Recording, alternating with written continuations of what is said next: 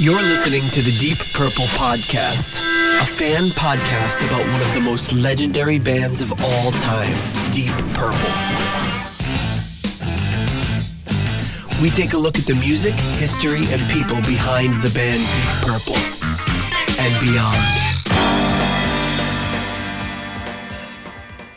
Welcome to the Deep Purple Podcast, the first and only podcast devoted to one of the greatest bands in rock history, Deep Purple.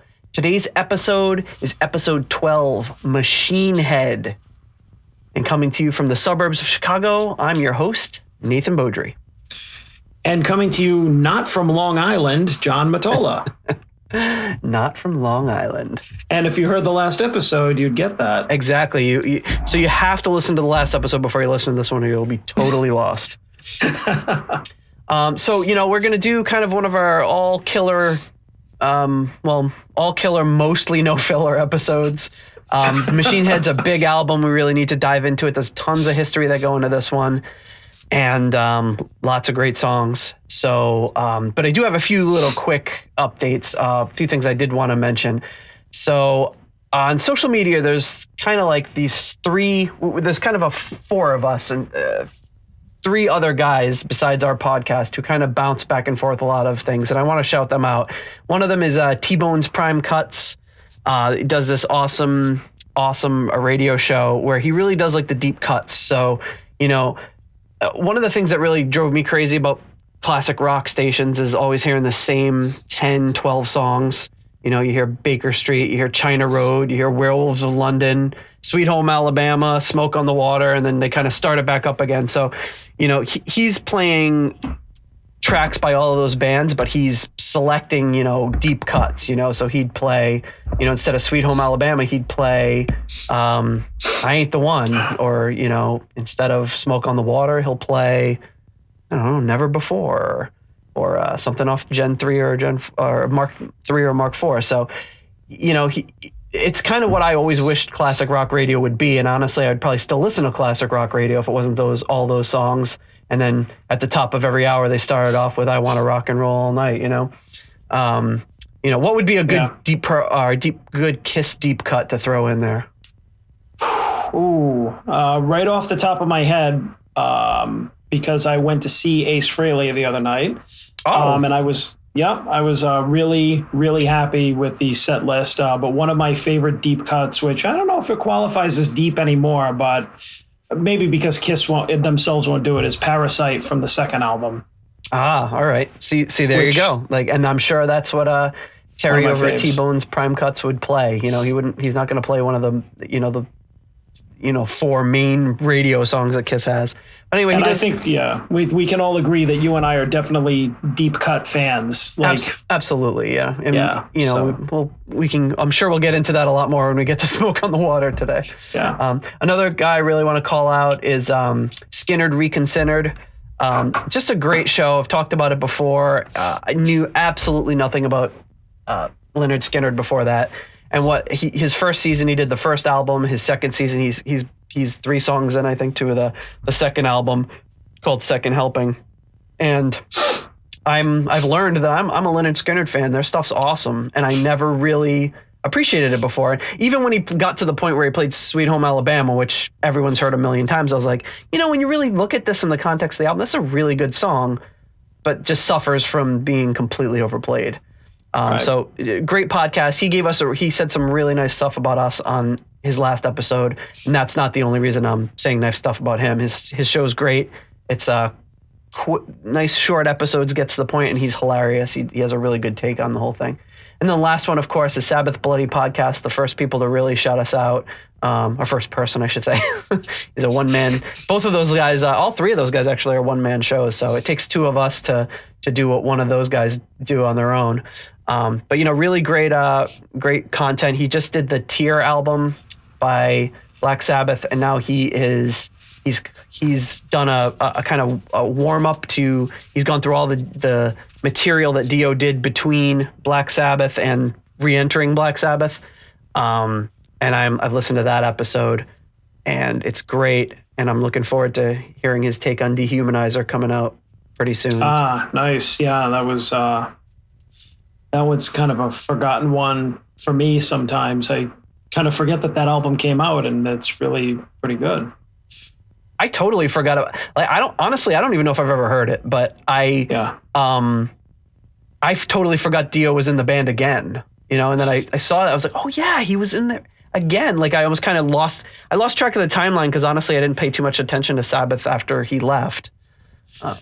Yeah, it's really, it's kind of interesting when you think about how much info we have today about everything up to the minute that happens with bands. And I just remember back then, like, knowing that Dio was back in Sabbath, like the Vinny Appice version of Sabbath, when I saw the CD in the damn store. Yeah. And then exactly. I knew that he was out of Sabbath when I saw a new Dio CD in the store like a year later. And I'm like, he's not in Sabbath anymore. And then I looked at the back cover, and there were only 3 people on the picture. And I like freaked out, and I'm like, is Ronnie playing bass again? And I was I got so excited. And then it's like, it wound up being like Jeff Pilson or somebody that wound up not being part of like the touring band. Like, they used somebody as a studio musician essentially, and they only had 3, like Dio and 2 other guys pictured. And so I would like flipped out, because I knew that Ronnie started off playing bass, and yeah, it was like stuff like that. So it was like, in a way, it was way more fun to find out about that stuff back then. You know? It was cool. Yeah, you kind of just learned, like, you heard like tales from your friends. Like, I remember Jeff, my cousin Jeff would, he would mention something about Tommy Aldridge, and you'd be like, oh, really? Like, and half the time you don't even know like what, if that stuff was accurate or anything, but it was kind of, it definitely kept stuff really interesting. And, now everything's spelled out for you on Wikipedia or whatever. And unless you were up to date with your Kerrang or Hit Parade magazine, you didn't really know what was going on. Yeah. And then there was one other thing I just wanted to, so Ian DeRozier, who's this great French guy that follows us on, Twitter. So he posted this great video, which I want to share with you, because I'm pretty sure you probably haven't heard it before. And what it is, we talked a lot in the past episodes about all the thievery that Deep Purple were up to, stealing these songs and these riffs. But there was something we missed, and it's this, what I'm going to play right now. And just think of the song Fireball by Deep Purple, and then listen to this song called Rockstar by Warpig, which came out 1 year earlier.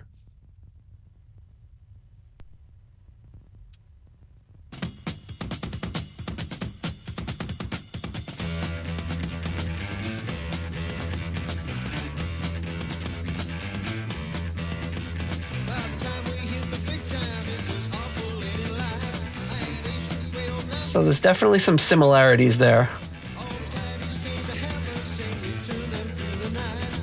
Mm-hmm.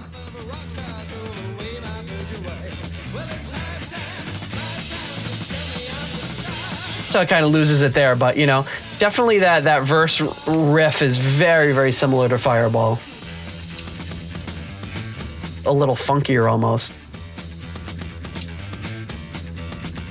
So anyway, I wanted to kind of share that. That's one we missed in the thievery.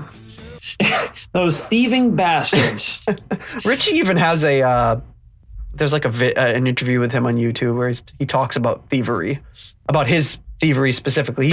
He's very open about it, which is cool, and it's, he's just like, oh yeah, hey, I heard a thing I liked and we just stole it. Yeah, but I mean, I think we talked about that in past episodes too, where we did that with music that we wrote, us not being famous musicians. But I mean, how dare you?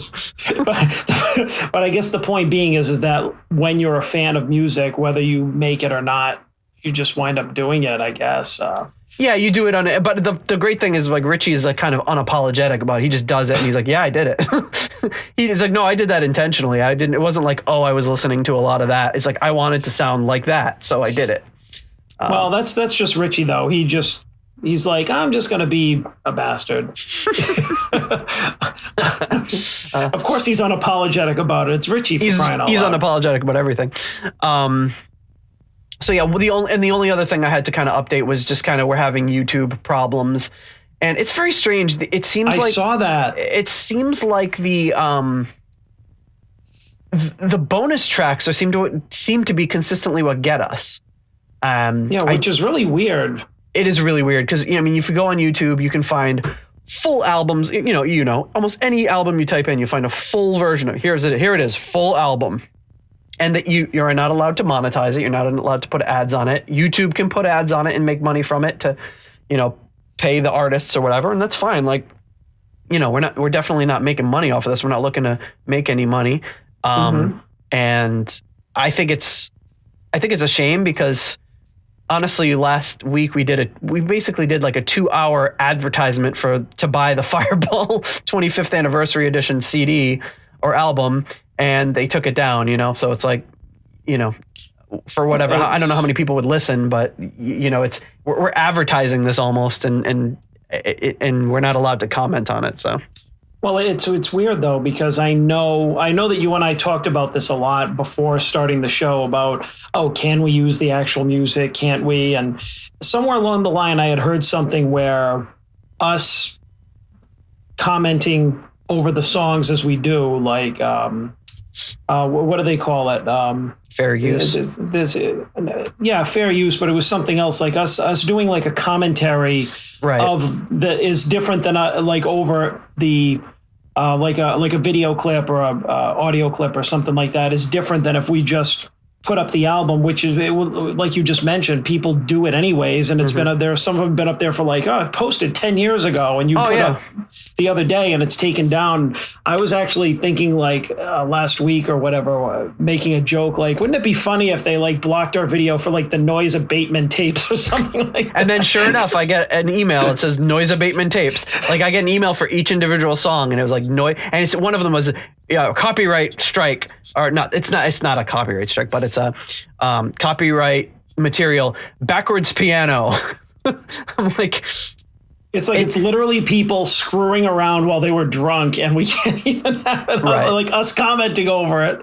Right, and that's the great thing is somebody can put a full album up with no commentary. It's just basically like it is almost stealing because you could conceivably just listen to that instead of buying the album, but who the hell is going to listen to the album with us talking over it and be like, yeah, that's good enough. I don't need to buy In Rock now. I got this crappy, this crappy low fidelity thing I downloaded off of YouTube with two guys yammering over the songs. I'm just going to rock out to that. Like it's inconceivable. No one would do that. And, we're really the only purpose of this is to provide editorial and provide our comments. It is what it is. It's their songs. Honestly, it's like, if you asked the members of Deep Purple, I'm sure they probably wouldn't care, but some suits and some record label somewhere are the ones who put this, or at least put the information into YouTube to create the algorithm that finds it and tells us we can't put it up. So if you're outside of the US, you can watch these on YouTube. You're great for that episode anyway. But for some reason, US, Guam, all US territories, not allowed. So I posted it. I posted links to the video on our website and everything. And if you're outside the US, enjoy. And we'll see how this episode goes. I don't know. But for some odd reason, it seems like the original albums go without a problem, except for those two weird islands in Canada that don't allow it. But the bonus features just really trigger things. I don't know why. Yeah, well, that's great. So nobody can listen to the last episode because of the noise abatement tapes, but Smoke on the Water, arguably like the most famous song in rock history. We could probably just plaster that all over this show, and it'll probably be like, they won't take it down for like 12 years. Right. Oh, we could do like Smoke on the Water for 10 hours, just playing the song on and on and on. I had a lot of those when the kids were really young. You find a song that will make them stop crying. And you can find a video of that on YouTube. It's like this song for 10 hours, and you could just put it on and put your kid like for the kids. It was What Does the Fox Say? Do you remember that song? Oh yeah. Oh yeah. They were like 18 months or something. They got really sick with this horrible thing, and that was like the only thing that would calm them down. They would just watch that video and just put it on for 10 hours until they fell asleep. Wow, it was great. Probably not going to work with Smoke on the Water.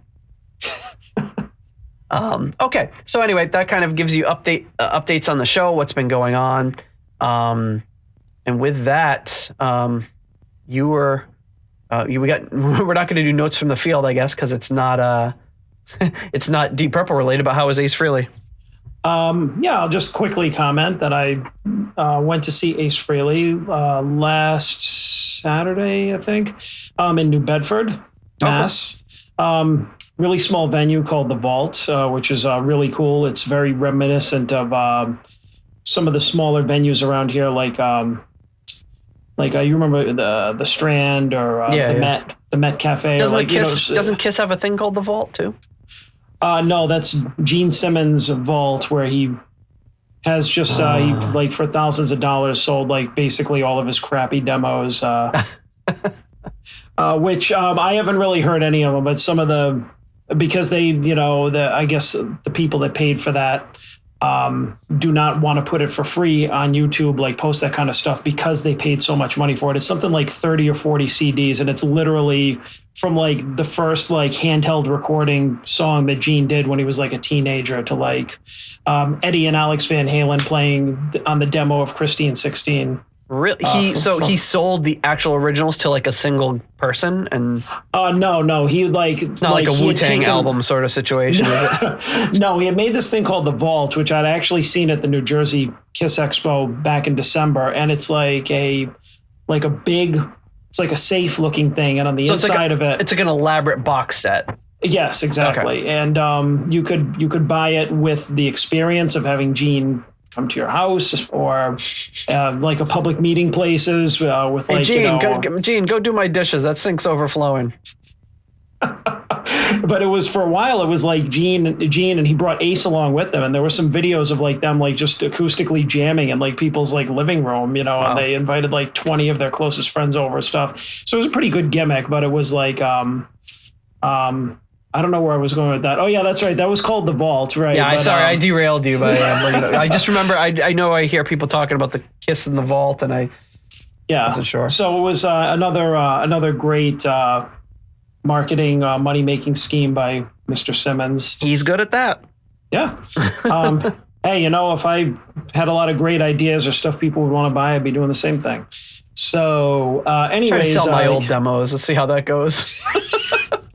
You're not famous enough. Can't even sell my old albums, never mind my demos.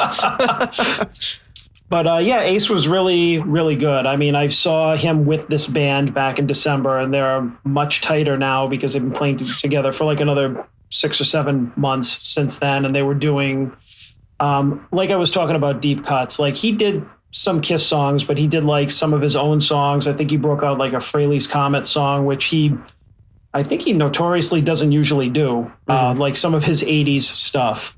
And he did a good mix of stuff, basically, in my opinion. I was having a really great time. And yeah, it was just, it was an awesome show. And I like it because it was a smaller venue. Like, arguably, I think that smaller venue shows are a lot cooler. Sure. Especially for like acts like this. I'd rather see that than a stadium show. I'm sure that I mentioned this before. Even an arena show, which is pretty cool. I mean, I like arena shows because they're not too big, but I like a club show. I like a theater show. I think it's just like really it's my thing. So I had a lot of fun. Awesome. Good stuff. And he did play the aforementioned Parasite, which I think was the second or third song in. So I was like, yes. Nice. All right. So the day that Fireball was released, it showed up in the press that Deep Purple would be recording a follow-up album in Switzerland using the Rolling Stones mobile unit. And unlike all the other previous albums that they'd done, this one was going to be done quickly. They just wanted to get in there, get it done in a couple of weeks, and be done with it. They were under a newly formed Purple Records label that they were kind of heading with a bunch of other people. So they're not with Harvest anymore or with Tetragrammaton like they had been in the past. The management wanted to avoid having these disjointed sort of recording sessions that lasted forever, like Fireball spanned many, many months. In Rock 2, they'd play some shows, they'd get some time in the studio. They were all recorded haphazardly over all different kinds of times and studios. They wanted more of like a kind of cohesive feeling of this album and all kind of being recorded at the same time.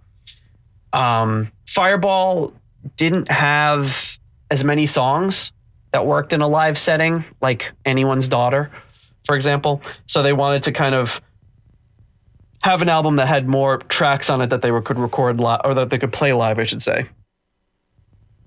They went to America for a month prior to this, and they were headliners for the first time, which was really cool for them. They were really starting to become very big. But, the same problems with them touring constantly. Ian Gillan got really, really sick. They had, at one point, Roger Glover for one show did lead vocals because Ian Gillan couldn't perform. And then that didn't work out, so they just packed it up and went back home. That would be very interesting to get copies of, because the only singing I've really heard from Roger Glover is like a little bit on Butterfly Ball and his time with Episode 6, but that'd be interesting trying to hear. I imagine you're going to see Deep Purple and you hear kind of Roger Glover singing "I'm a highway star," like kind of like he's very quiet, kind of understated. It would be hear him do Child in Time. I think they did well. When Ian started to become unable to sing that song, didn't John Lord used to like do his kind of his vocal parts on the keys instead of him singing it? You know what? I don't know. That is way down the line where I admittedly don't have a lot of knowledge of what those songs sounded like. Maybe 10, 15, even 20 years ago. If he stopped singing it around. Yeah, I'm not sure how long ago it was that he stopped singing it, but it would have been a while ago. Yeah, but that would be interesting to hear. Yeah. So while Ian is recovering, Blackmore and Pace decide to start kind of breaking away and doing their Babyface project with Phil Lynott from Thin Lizzy. So they're kind of like toying with the idea of doing this trio of just the three of them, Pace, Blackmore, and Phil Lynott. It didn't end up panning out. I've seen a lot of different back and forth about it, and Ian Pace is quoted as just kind of saying that they loved Phil's vocals, but his bass playing wasn't quite there yet, like what they really needed. And I know he only got better, but I think that might have been pretty early for him. So that didn't really pan out. While Ian was sick, Roger Glover was quoted as saying that, while he was on the break, I got most of my ideas during the 4 weeks off just because I was able to relax. And, he was kind of like admittedly happy to have the break, not happy that Ian's sick, I'm sure, but happy to have a break because they were working so much. The ultimate idea for Machine Head was they wanted to record it in a like more of a live setting. So they wanted to like kind of record all together in like a set venue. And that's where they came to the Casino in Montreux. Which, if anyone's familiar with Deep Purple, if you're familiar with anything by Deep Purple, you're probably familiar with the story of this album because it's all told in the lyrics of Smoke on the Water. So they decide they're going to go to this casino. They hook up with this guy named Claude Nobbs, which is an awesome name. They get the Rolling Stones had this really, really expensive mobile recording studio. It allowed them to make records wherever they wanted, but it was so expensive to operate that they had to rent it out to other bands while they weren't using it. So one of the bands that used it on a few albums was Deep Purple. And the idea was they'd go to the casino, they'd set up this mobile unit, they would perform live like they're actually playing a show, record the album, and then afterwards there was even a thought that they would play the album again live with an audience and record it as a double album, like a studio album and then the live versions of the same songs. That never ended up happening for a number of reasons, but it sort of happened because, as we'll talk about next, when they do Made in Japan, they end up doing a lot of those songs and kind of end up unwittingly releasing this album Made in Japan, which is somewhat a live version of Machine Head. So that was the plan. They go to see Frank Zappa at the casino. And that's the last show that's going to be at the casino before they shut it down and Deep Purple takes it over to record this album. As we all know, some stupid with a flare gun shoots it in the ceiling, burns the place to the ground. Miraculously, everybody makes it out alive. the lyrics from Smoke on the Water of Funky Claude was running in and out. Well, he was running in and out, saving people from the basement that didn't know how to get out. And by just some absolute fluke, absolute miracle, no one's harmed, no one dies, but this casino, the place where they were going to do everything, had burned down. They had been offered, I guess, to unload all their equipment in beforehand, but they said, no, let's let Frank Zappa finish up and we'll keep all of our stuff out of there, which ended up being a very good move. Not so good for Frank Zappa. He lost all of his equipment. So that's kind of the setup for the album. Machine Head is, if you're not a musician, Machine Head is the little tuning peg at the top of the guitar or bass for tuning the strings. And Roger Glover came up with the idea, and he says, it struck me as a good title. It had the word head, of course, which is always a good word to have. And then he said he thought the term had a certain menace to it, the term Machine Head. So that's what they decided they're going to call the album. The reason they went to Switzerland is because they discovered from their management that if you went outside of the country to record an album, you could avoid a huge amount of taxes. It's perfectly legal, but if you're recording it outside the country, you don't have to pay the country all these taxes for recording it there. So that's why they went to Switzerland in the first place. It was recorded in 2 weeks. Everything they had done up to this point had previously been worked out in rehearsals, so they were just like ready to go in, bang it out in 2 weeks, get out and be done. The only exception was Smoke on the Water, which obviously they wrote right before they started recording. The problem was they had nowhere to record now, so they had to go find this other place to record. I guess when they were recording Smoke on the Water, I think it must have been one of the first tracks they recorded. They start recording it at this other hotel with the mobile unit. They're making so much noise that the neighbors called the police, and the police are like actually knocking on the door while they're recording the final take that we're all familiar with. And they are able to finally get through the take, and the song's recorded, but they realize they can't record there anymore. They have to find a third place, which ends up being this Grand Hotel, which was, it's called the Grand Hotel, which was shut down for the season. They set up everything there in the corridor, right in the T end of a corridor. So like the drums are like in the base of the T, like the keys and the guitars are in the upper part. And I think like the bass was on the other side, and they record everything in here, but it was very, very difficult. The mobile unit was only able to get up to like the front door of the hotel. So they had to park the mobile unit outside the front entrance, run all the cables in. Then they had to go, when they were done recording, they'd have to go out of the area they were recording, in through a bedroom, onto a balcony, climb over to another balcony, go down the balcony, through a bedroom, through 2 doors, onto the landing, down a winding staircase, through a hall to the front door, across the courtyard to the truck, and then up the steps to the truck, and then listen to the playbacks. So they admit that they did a lot of songs in one take because they were tired of doing all this back and forth. Can you imagine? I remember in the studio I had like the 2 doors you had to go through, and even that was annoying because we had double walls. So you had to open a door, open another door, and then open a door and another door. So that was annoying enough, and I didn't have to climb any balconies. Martin Birch, the Wasp, is on the scene again in the mobile unit. He sets up a CCTV so that he can see things. That kind of helps things. And then one of the most impressive facts I find about this is that the album cost $8,000, or I'm sorry, 8,000 pounds to record, and that's 5,000 pounds was just for the mobile unit. So that's astonishing to me. I don't have any. Do you have any sense of what it even costs, like, to record an album these days? No. I wonder if you look up like, I'm sure you're talking about like $1 million to record an album, or like what about Chinese Democracy? It must have cost like $20 million because it took them forever. But like, I mean, it was done so quickly. Like it's incredible to me. So that's the kind of lead up to this album. A lot of stuff going on, but one of the reasons I don't think we're really going to do a 25th anniversary or anything of this is everything from the sessions is on the album, with the exception of one song, which I think we should cover today anyway, which is When a Blind Man Cries.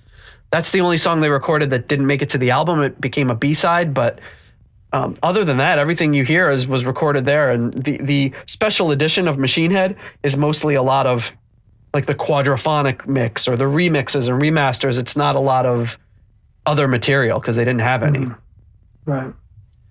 So with that, we get to the album art, which is right here. You see very iconic album cover. Once again, you've got the 5 heads of Deep Purple kind of floating there. Deep Purple, so they took like a big sheet of metal and they stamped Deep Purple Machine Head into it, and that's what you get. Once again, when I look at these albums, every album cover I look at, I think, oh, it's a painting or it's graphics, but they're all just like photos, all of them. There's not a lot of additional stuff. These are just actual photos. All of them stood in front of the plate of metal that was stamped Deep Purple Machine Head. They took the picture, and you can even see the photographer right under the H and the E. That's the photographer. You see his arm standing there holding the camera. Oh, yeah. So he's actually in the photo, but it's so distorted you can't really quite tell. I mean, I think the only person that might have gotten the raw end of the deal here was John Lord, who basically his whole face looks like a teardrop. He looks like he looks like Avengers Endgame, like he's just vanishing there.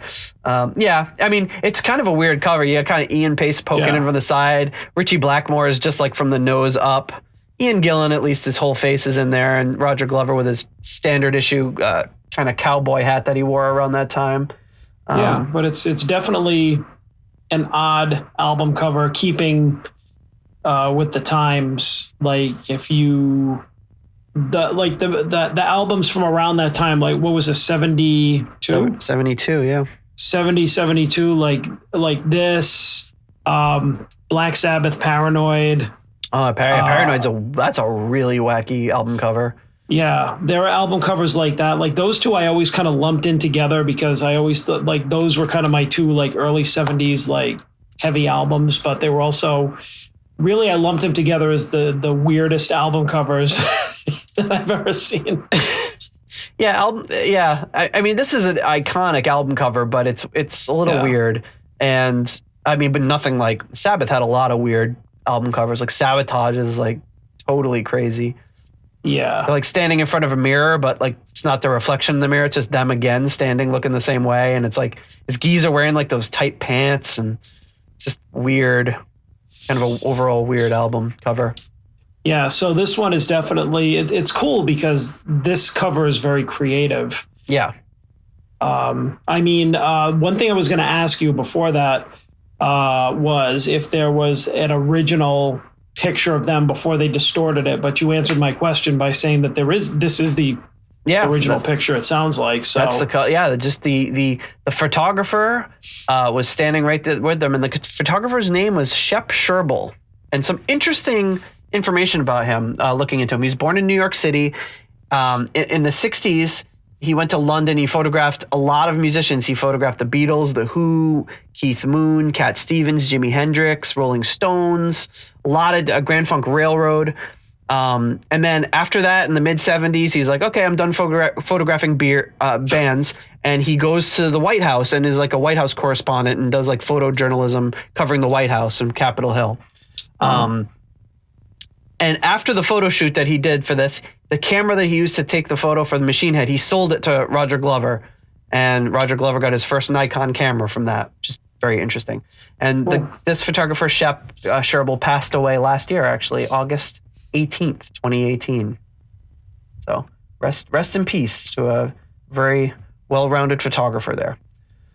So the back cover of the album is kind of like the inverse. You've got the Deep Purple stamp in reverse. And then to drive the point home, there's presumably Roger Glover's bass head with his Machine Heads on there to drive home the album cover. The gatefold, pretty good. We can break down the sides there. It is very interesting.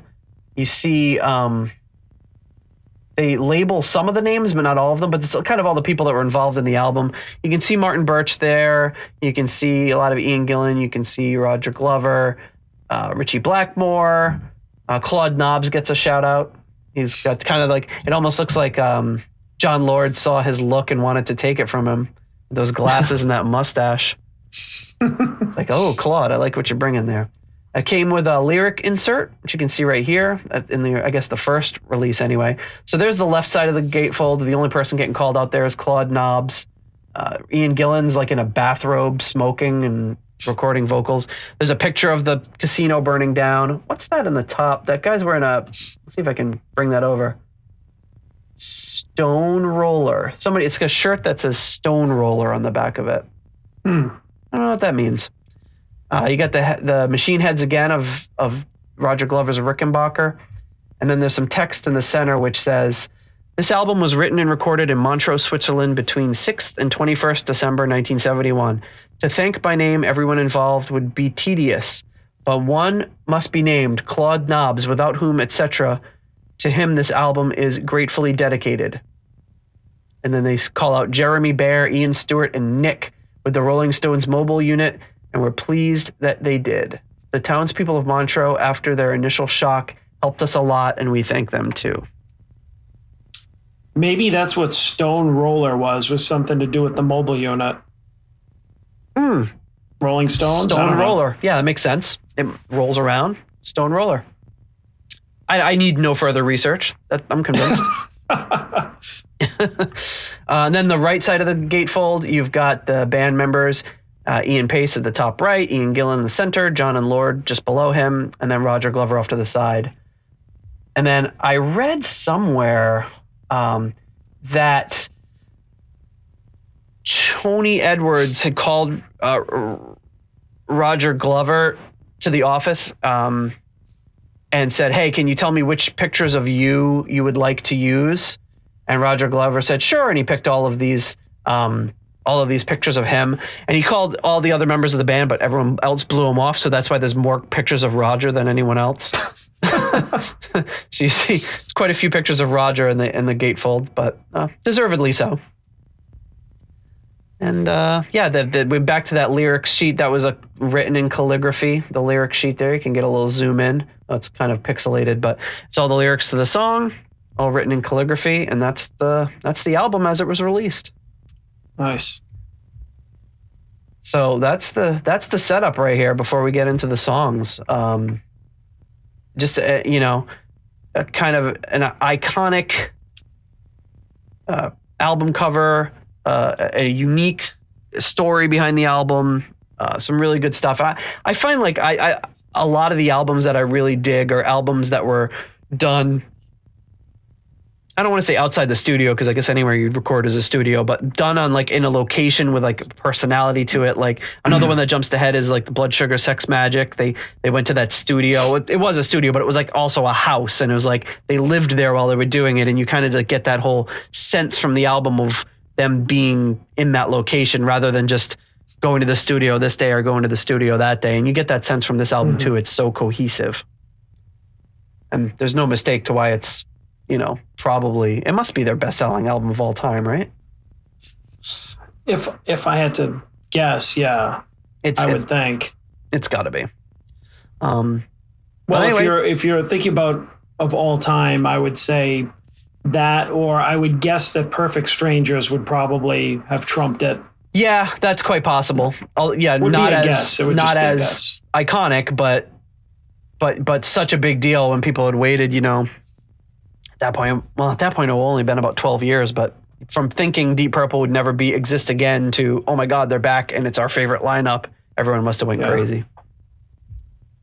So the album starts with, it's like hard to believe that we haven't even talked about this song yet, but it starts with the most epic driving song of all time, Highway Star.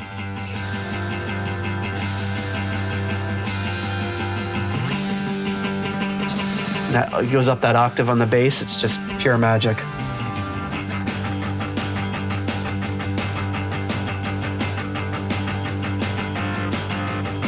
And I mean, everybody has to have heard this song at this point, but it's just listening to it outside of classic rock radio. It's just such a great song that.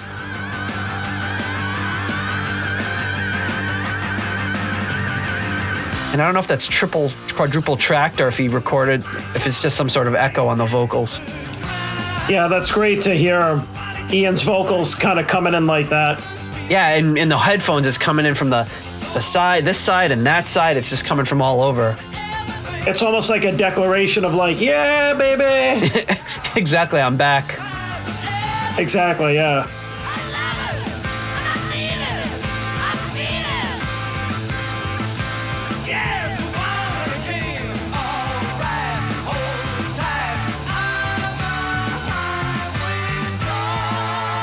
And a lot of double tracking of the vocals on this album, which we haven't heard before. Yeah. So this song, yeah, usually Ian's really sparing with that. Same thing with Richie's guitar parts too. Right, and when he brings in like a double tracking on that, it's like something special. So this song was written on the bus. They were on the tour bus, and one of the reporters on the bus, one of the music journalists said, "Hey Richie, how do you write a song?" And Richie said, "Like this," and just started chugging along. And then Ian Gillan jumped in on the lyrics. And the story goes that they performed it that night. I'm sure it needed a little more work, but they probably performed an infant version of the song that night.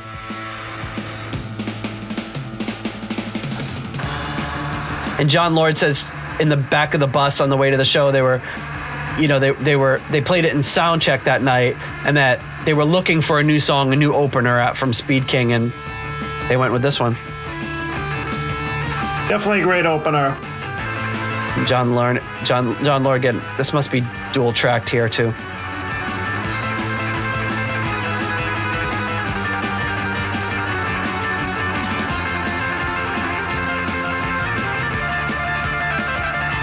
So incredible. Lord says this is a quasi Bach sequence.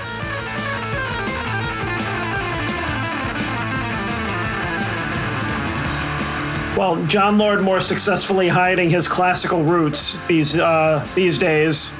Yes. At this point. Yeah, exactly. He's kind of weaving them in there a little more subtly.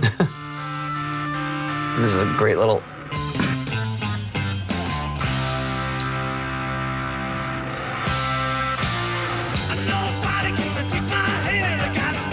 It's the quintessential driving song, really. Is there a better driving song than this? It's like I submit there is not. You could argue heavy metal thunder. What's that song? Head out on the highway. Born to be Wild. Yes, Born to be Wild. Thank you. It's very much in the same vein. I'm taking. I like this one better. Yeah, I'm taking this. We're biased, admittedly, but I'm taking this song over that. And then great solo by Richie coming up. Oh, the best.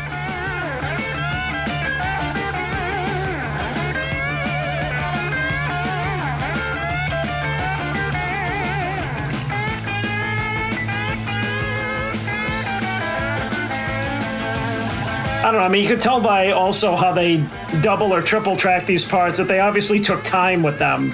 Yes, and his harmonies on this are just perfect. His bends here.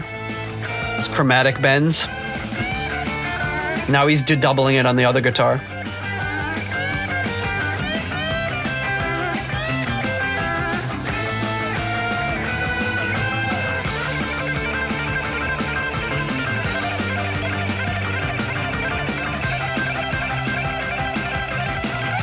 This part right here would lay the groundwork for metal for decades. Just yeah. I mean, think of Iron Maiden. Think of like the harmonies that Metallica does. It's all in the solo here, and he's not doing simple harmonies like doing them a third up or anything. His harmonies are all over the place. Like he's playing two completely different guitar lines that happen to harmonize with each other, rather than just doubling it. Yeah. And Richie said that he normally does all of his solos spontaneously, but this one he composed and it plays at the same way every time. Yeah, there's no way this could have been off the cuff. No, off the cuff that would have been insane.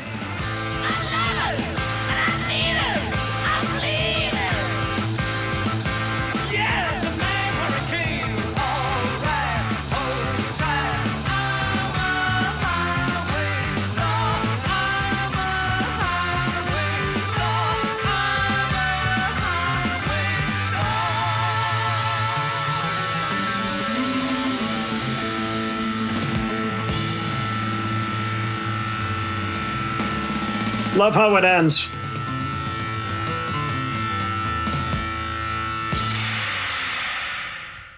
John Lord shakes the organ, gets those those tubes rattling. It's great sound to it. And just that Ian Pace, just that the cymbal thing that he does, how he ends the songs. And it gets a little like lost. He'll do it live. Yeah, it gets a little lost with Roger Glover just really going up high in the neck. Really great ending. No, I never lose it. I always hear it. I always hear all of it. You heard it here, Roger. John is a better Roger Glover fan than me.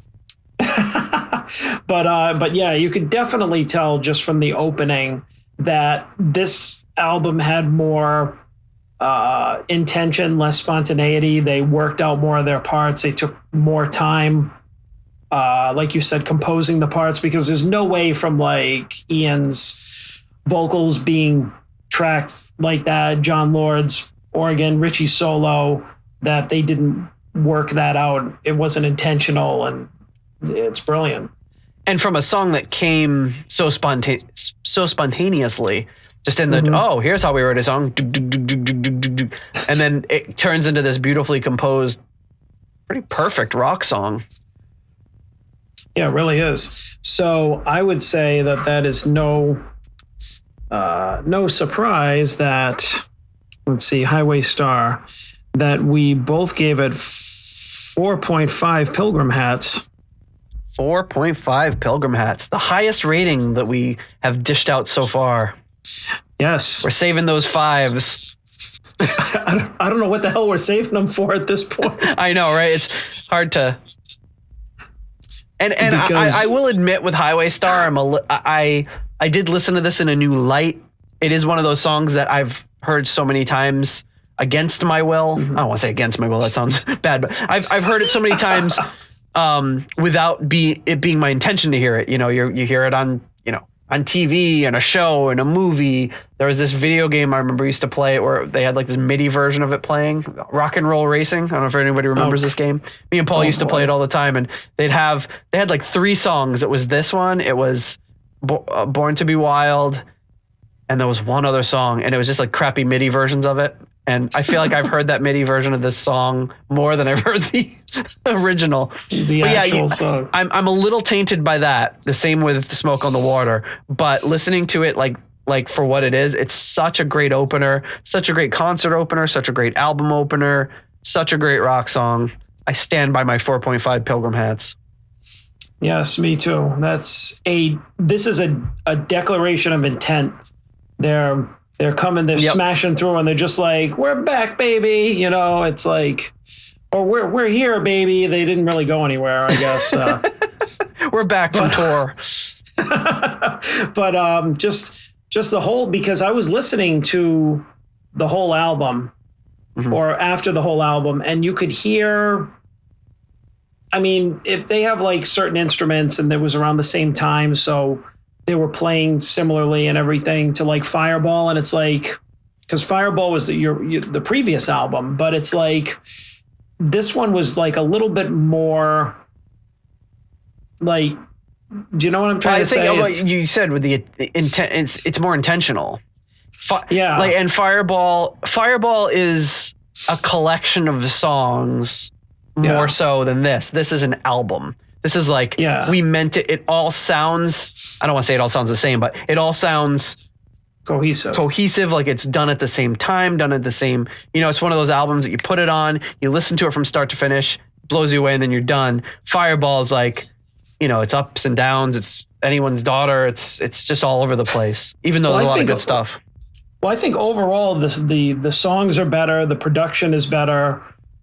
Which is because I'm thinking like, oh, okay, here comes Machine Head. Just like every other album, we're like, oh, we're going to listen to this and it's going to be like the same old album, or how are we going to be objective about it or anything? But it's like, after hearing the progression of Deep Purple, I can see how from in rock, even Fireball, it's like it's better produced than in rock. Oh, yeah.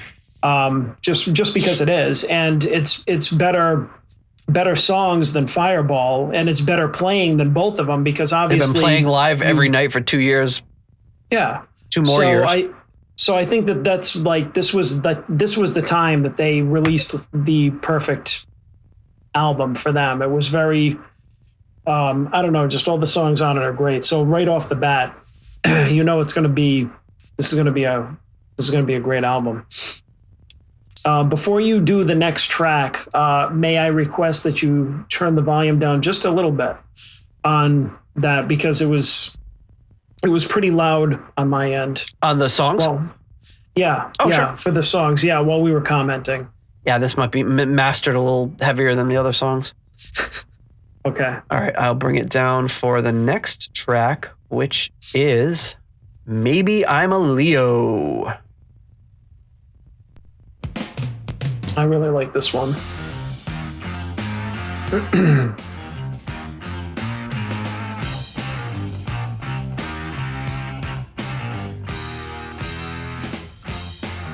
Great opening, just riff.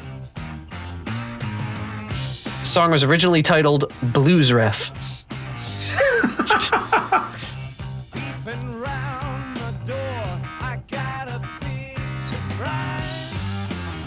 See, like even like the verse vocal, you could pick out how Ian sounds the same as he did on Fireball, but it's like it's just a little bit better. Yeah, the production's much better. And it's funny because you'd think they're recording in all these fancy recording studios, but recording studios probably were at a prime. And here they're recording in a mobile unit, which sounds cheaper, for lack of a better term, and it sounds a lot better. And again, I really like how the band, you can hear the room reverb in the song. Like It sounds live. Yep, totally. You can hear that hallway they're recording in. So after it was titled Blues Riff, they titled this song Just Before Midnight because that's when they recorded it. And the word on the street is this was done in one take. I don't doubt it. And the inspiration from the song comes from the John Lennon song How Do You Sleep? Roger Glover liked the fact that the riff in that comes in on the offbeat rather than starting on the downbeat. So he wanted to write a song like that. So he wrote this riff that comes in, dun, dun, dun, dun, dun, dun. So that's what he based it around.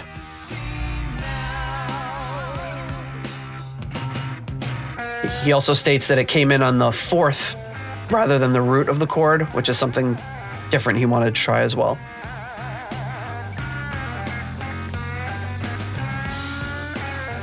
And you can tell the difference between a improvised Ritchie solo, which this is, and almost everything else he ever does. It's still really good. It's excellent, but it's just different. He's got that improvisational style to it. Yeah, definitely. This is a very bluesy, like Billy Preston sounding keyboard solo. I love it.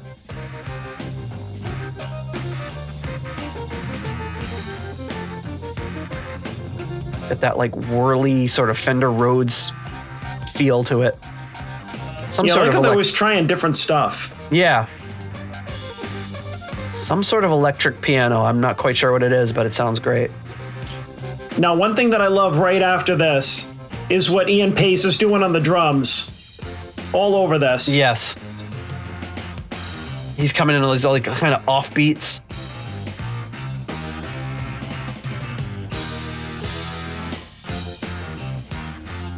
Ian Paice just never lets you down. Like, listen to this.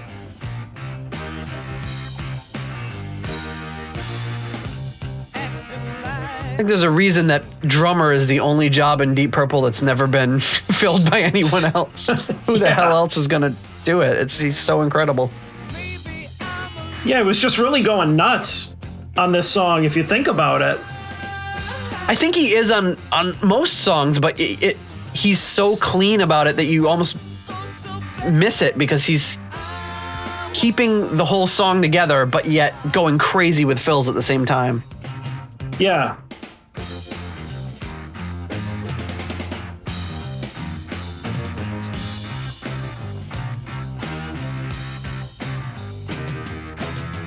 And to think this is the first take and only take. I mean, you'd think he'd mess up a fill or someone would mess something up. No, not these guys. No. At this point, they would have been all playing their instruments for 15 years or so. And not just playing them, but playing them constantly. They'd all been in multiple bands.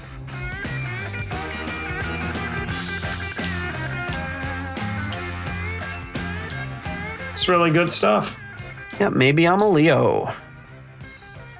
Really good one. Riff composed by Roger Glover. Which is another 4 hats. 4 hats from you. Yep, 4 hats from you and me. I was going to say you and you. Me and me. You and me. I'll give it 4 hats twice. Yeah, this was like I don't know. I'm looking at all these songs and I'm like, I guess that's the closest you could get on this album to what you'd call a filler song, because there are really no filler songs on this album. Yeah, that's it is. That's the filler song on on Machine Head, and it's great.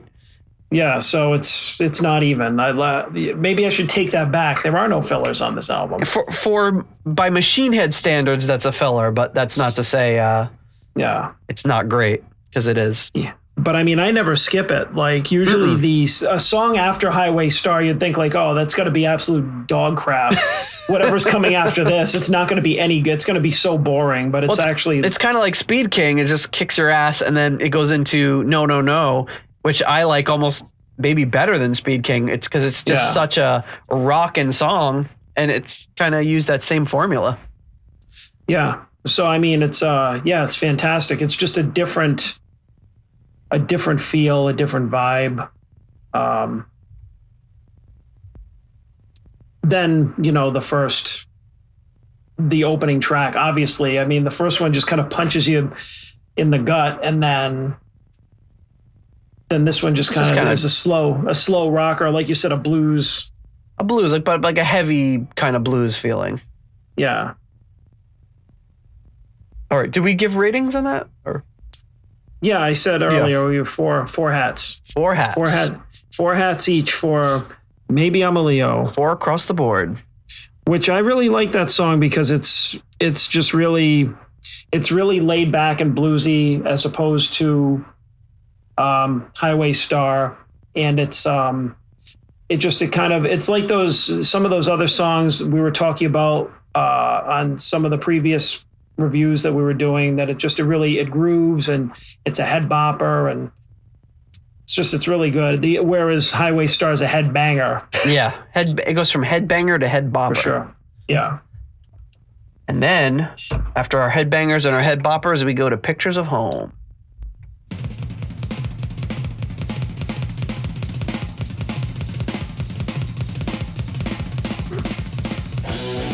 Talk about Ian Paice. Holy crap, what a way to open a song. Yeah.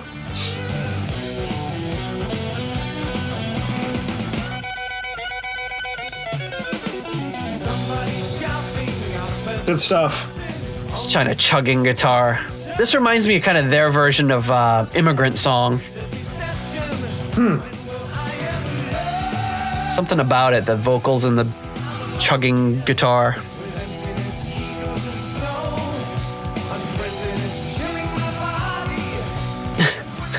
Richie Blackmore has a quote. He said, "The rest of the band were a little bit worried about Ian singing about eagles and snow." Why? I have a feeling he's making that up. But then he says, Richie said, "Eagles and snow. Sounds good enough to me. Carry on." Classic Richie. Love that little guitar part that he does there. Again, doubling the guitar. Yep. But again, like you were saying before, you can hear from all these songs, even with the doubling of the parts and the overdubs they were doing, that these are still really live sounding, live feeling songs. Yep. And I love what he does with the vocal here. Yeah, that second little harmony comes in at the end. Yeah, it's almost like they had time to kind of open up and experiment a little bit. Yeah. And get more intentional with their songs. Yeah, even though they only did this in 2 weeks, it's like, but that's all they did. And it's a big difference from, as you know, if you go into a studio with your songs all worked out and arranged, you have the freedom to do that. But if you're going into the studio still working on your songs, you're wasting all that studio time doing that rather than putting those little touches on it. Yeah. They were just better prepared. And through no fault of their own with the old albums, they just never were given the time. So John Lord said the interesting chord change in this song that you're hearing right now, he said about Richie, I think he picked that up off some Eastern European shortwave radio, probably the one built into his hat. Oh, I love it. They're even ragging on the hat. And that's like an interview from 10 years ago or something too. Oh, that's great. And then Ian Gillan says he does get Bulgarian radio signals coming through his head quite a lot. This is long after they had split with Richie, so still poking fun at him, having some fun. This is an incredible organ solo.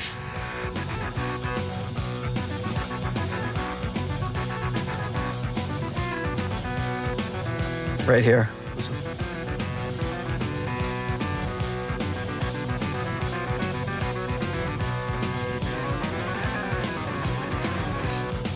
Wild.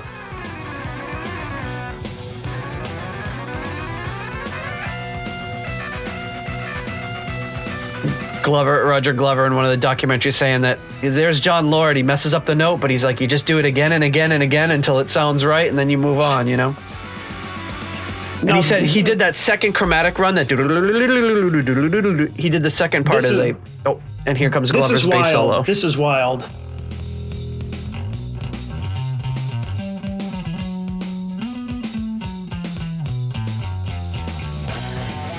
Even throw Roger Glover a bone with that one.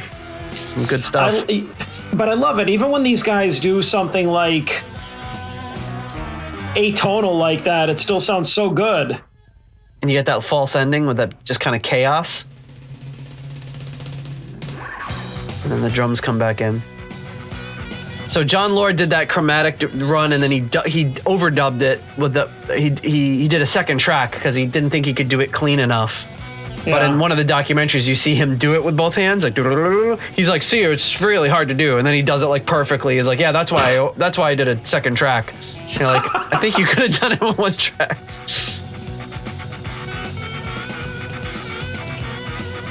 But this is one of those songs I feel like the more I listen to it, the more I like it. Yeah, this is really good. It's a little more fast, up-tempo. But still, the whole album has that kind of laid-back feel to it. Yeah.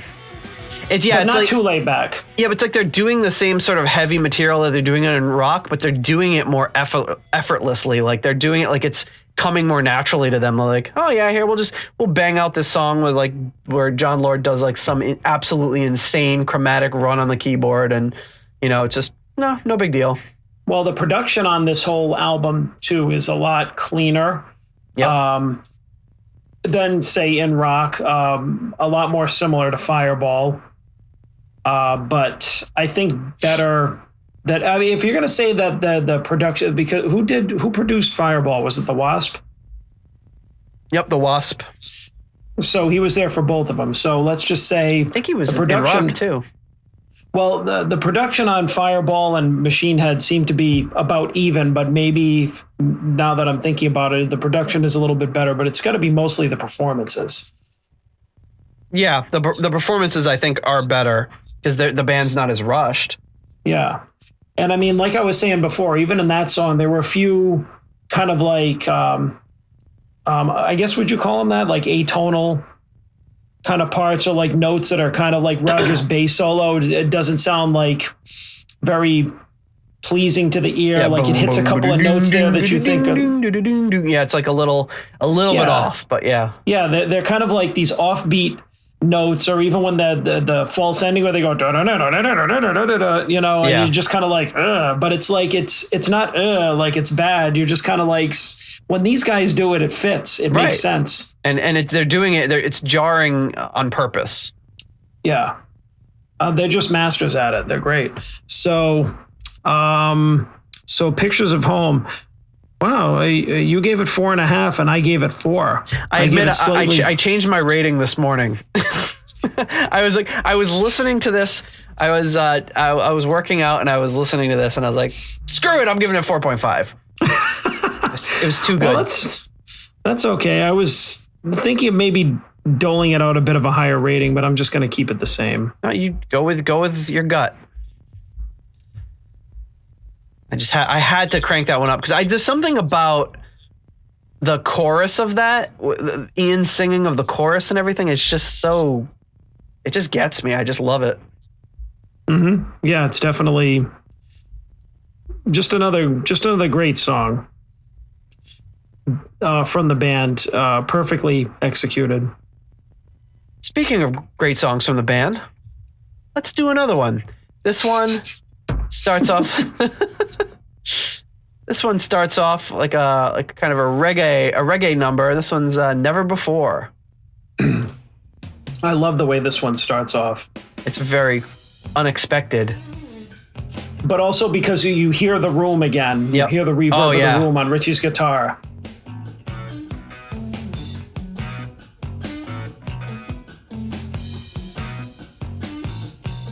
Listen to that.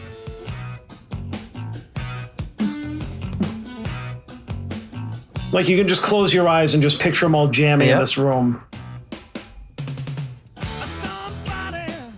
It kind of takes a little turn.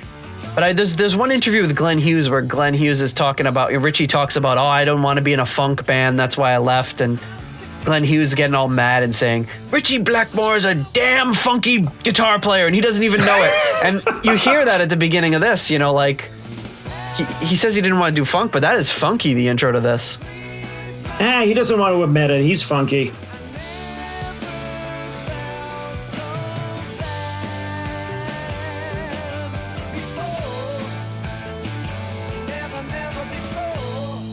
This has got to be their catchiest chorus of any song they've ever written.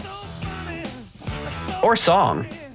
And it's astonishing to me that this song... So this was supposed to be the single for the album. This was written by Ian and Roger. Interesting. And Richie says this is the song we're the most excited about on the record. They were all in on it. This is our single. When a Blind Man Cries is the B-side. We're releasing it and it flopped. Wow. And then Ian Gillan got in a huge fight with John Coletta, one of their managers.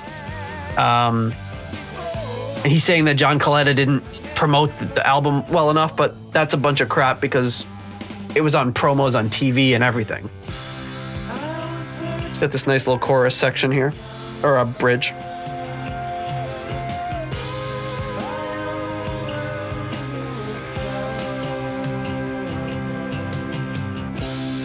We talked about it, I think, with Demon's Eye. Couldn't believe that, at least in the US, that wasn't something we heard growing up on the classic rock. And this is another one. I can't believe we didn't hear this on ZLX growing up. I know. Like, it's such a great rockin' poppy. It's got all the elements you need, great guitar solo. But I never heard it other than listening to this album.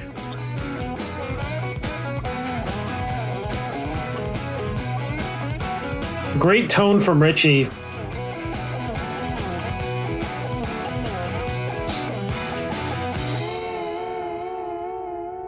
Nice. Great. They're great at doing those little false endings.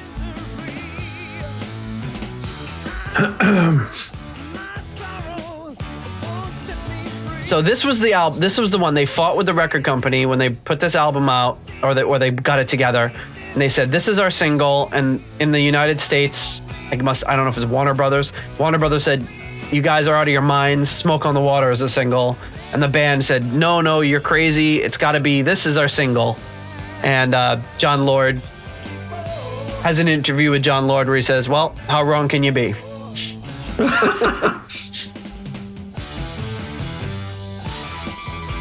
Great little electric piano ending here.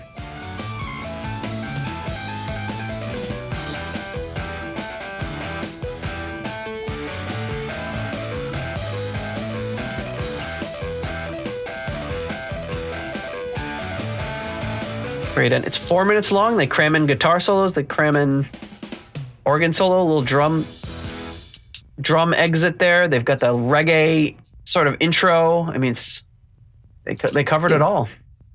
Yeah, my favorite part of listening to that intro is just hearing the room. Yeah. Just the way that it was captured on tape. Maybe just everything about it.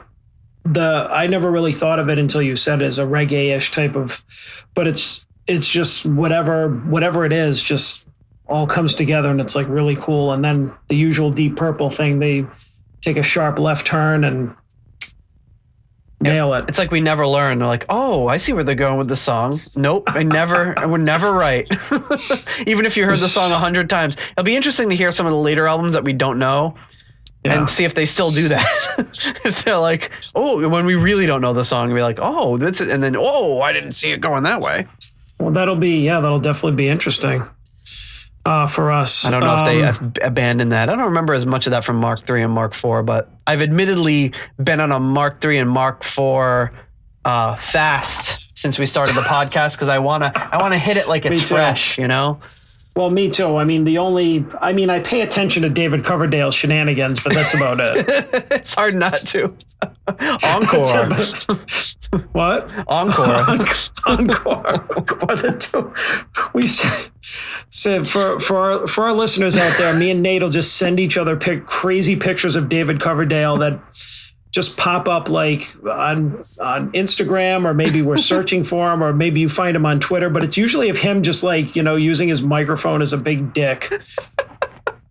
Or there was one the other day. What was it? It was just like I had one of like a close up of his face and he's looking off to the side. So you sent me another one of him with the microphone, but he also looked really bored. He had the microphone like in his crotch, like this big crotch rocket. But he's got this look at his face like, like his heart wasn't in it. He's like, I got to do this for the fans, but to be honest, I didn't want to come to work today. I was just like, I'm 70, my back hurts, but it's from carrying on that big schwanz all the time. But we had those two pictures side by side, and I was looking at them, and I texted you back and said, oddly enough, you could probably caption both of these pictures pensive Coverdale. Yes. because he looked just really pensive in both of them. Like one of them, he's got like, his fist resting on his chin. He's looking off to the side like a close up. And the other one, he's got a big crotch rocket and he's like, Yeah, it's amazing. Yeah, sometimes our text messages will just be back and forth pictures of David Coverdale, and that's all we'll say to each other that day. Yeah, it's just like, so you ready for the next episode? Yeah, here's a crazy picture of Coverdale, whatever he's up to today. Or actually, yeah, there are some days where we don't even say words to each other. I'll just get a picture of Coverdale from you, and then it's just... I mean, what more do you have to say? They don't need captions. That's the best part about it. No, I make up my own. Which is great. But anyways, yeah, so never before for Pilgrim hats, not surprisingly.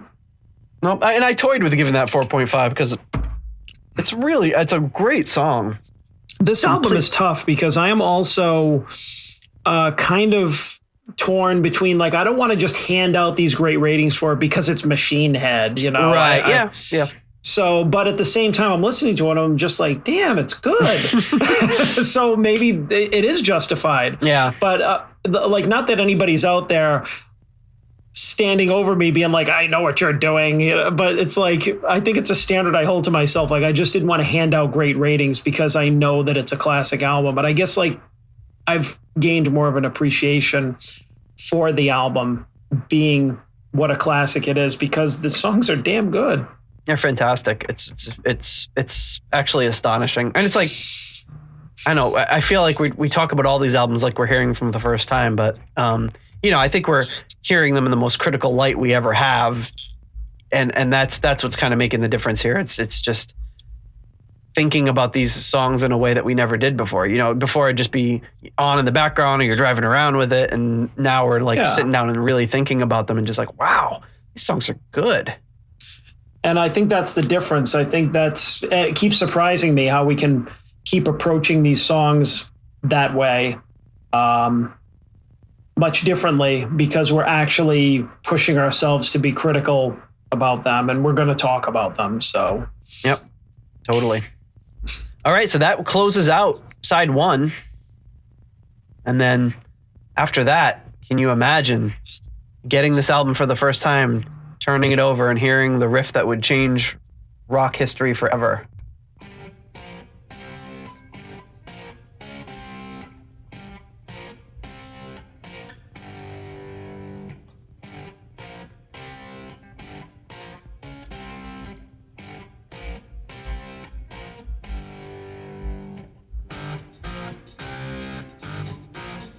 It's a great build-up. Ian comes in on the hi-hat and the organ starts doubling it. Oh no, there's no organ the yet. layers. It's just the hi-hat and then the bass. Yeah, I've come to appreciate how they built layers up in this song. A lot of tension gets built up, and then right when the last part comes in, boom, they hit you with the vocals.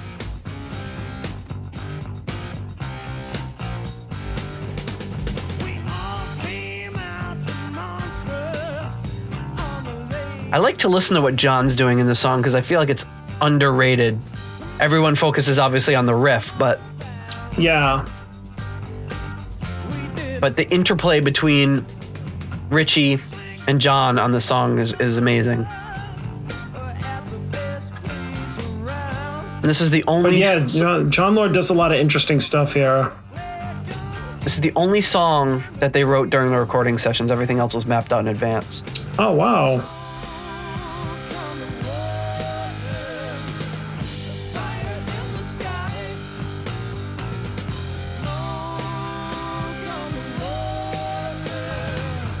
And Roger, when they were watching the casino burn down, Roger wrote the phrase "smoke on the water" on a napkin while they were in the hotel, and the smoke came across the lake. And then they didn't really do anything with it right away, but. And Jon Lord says, "We honestly didn't think Smoke on the Water was hit material. How wrong can you be?" Very. So this verse tells the story. I feel bad talking over it, but I feel like everyone knows this freaking story by now. Frank Zappa just started playing the song King Kong. This guy shoots a flare gun into the ceiling, which was all like dry wood and reeds, and it sounded like a complete violation. And Frank Zappa stayed on stage and ushered everyone else. I feel like Frank Zappa and Claude Nobbs are the heroes of this story, getting everyone out to safety. And I still think, just if you've seen pictures of this and heard the story, it's a miracle that nobody was even hurt. Wow. And like I said before, the police during this take you're hearing right now were trying to shut their recording down because they were making too much noise. And they would, as rumor goes, and I'm sure it's all been dramatized over the years, but they're like holding the door shut, barricading the door so that they can get the take finished.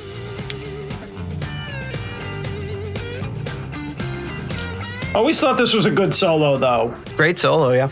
Despite how overplayed the song may be.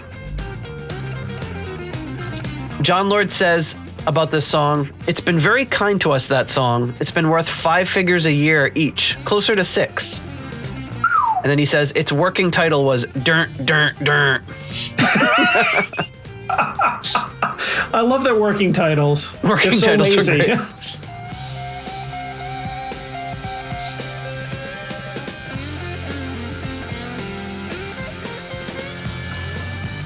No, I don't know if it's because we've heard this solo so much, but I feel like this is not an improvised Richie solo.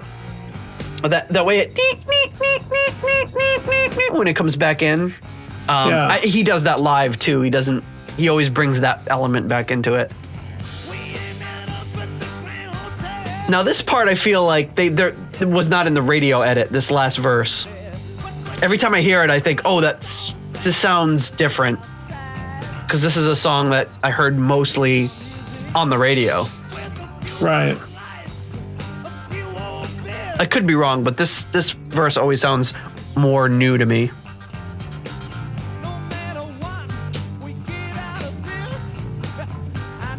And one interesting thing about the chorus, listen to the chorus really closely.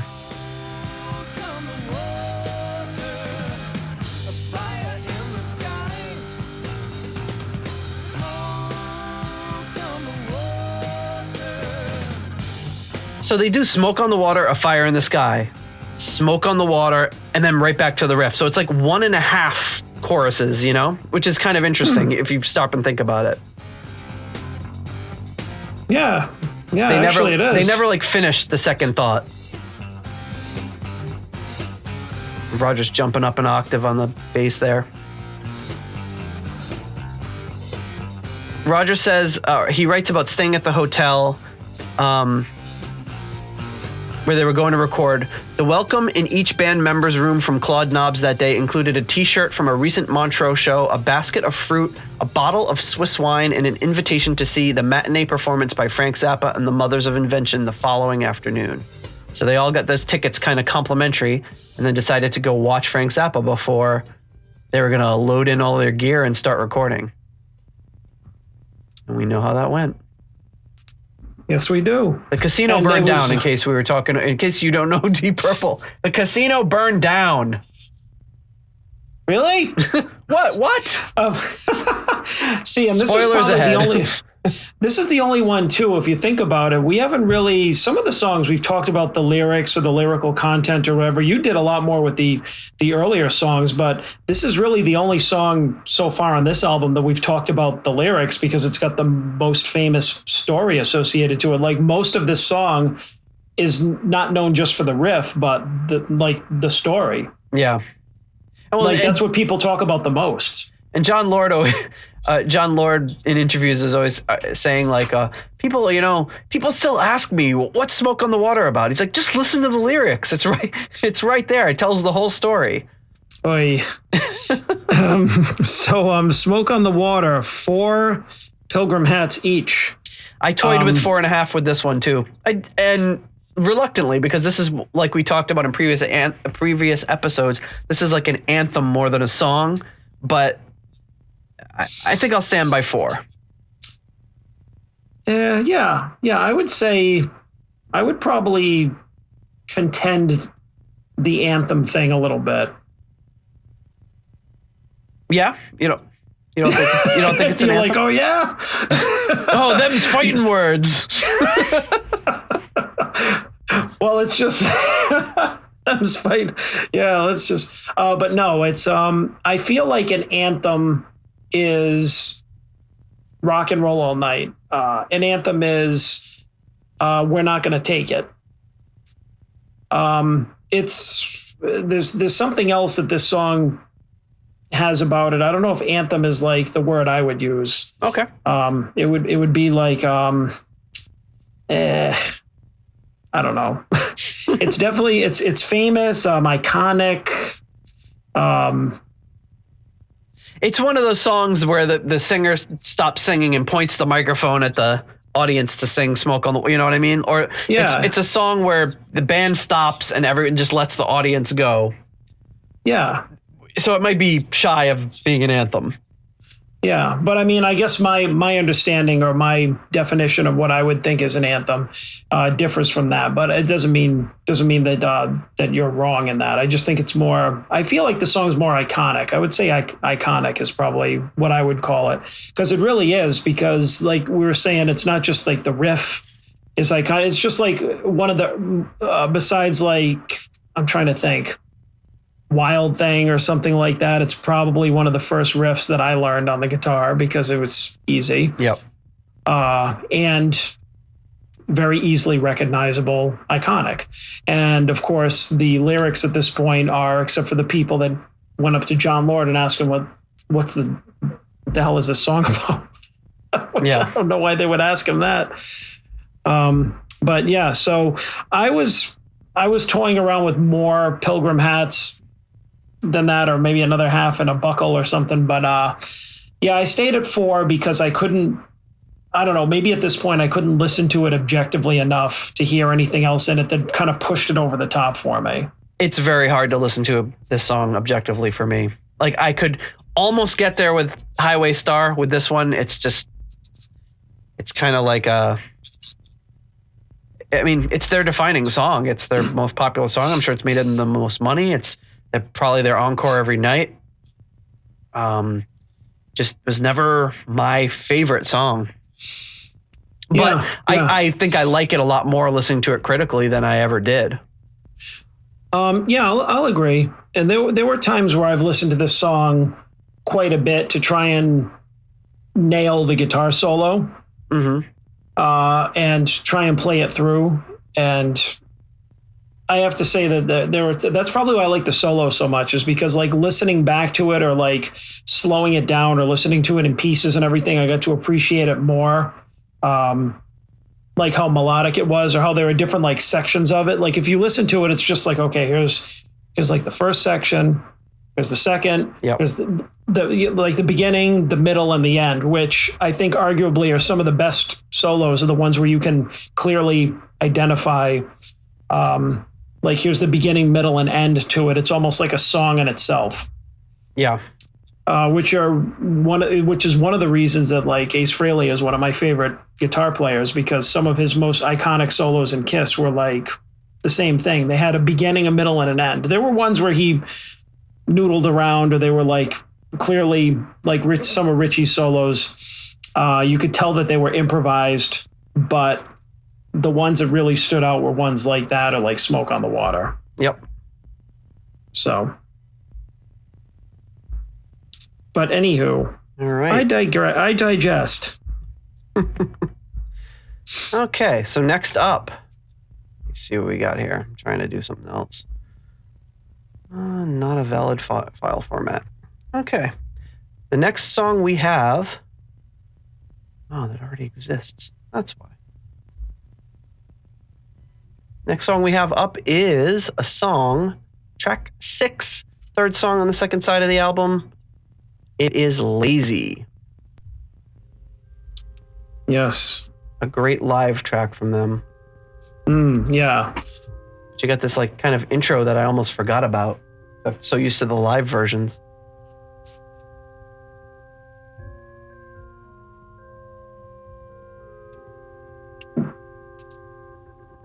They're very haunting. Yeah. Of course, the John Lord build-up. Yeah. And live, they just kind of taunt each other for a while and then eventually go into the song. Sometimes taunt each other for a really long time. It's one of my favorite. I don't know if it's from the Denmark show, but there's one where like Ian's like yelling at him, like, "Go! Just start the riff." They're laughing about it, but John toys with almost doing the riff right there. Right there. Sometimes they'll do even a little jam and Ian will come in for a little bit before they get into it. Yeah. Oh, pulling those drawbars and going for the church organ sound.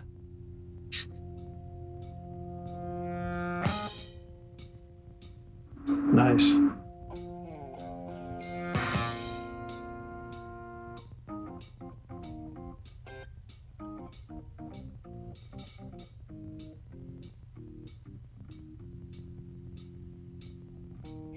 Almost got the feeling of them being drunk in the studio. Except they're playing a little better. There it is. Almost 2 minutes in.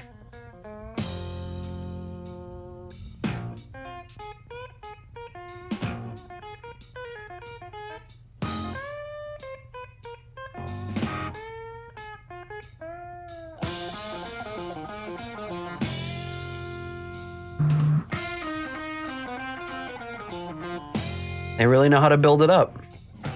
Oh, yeah.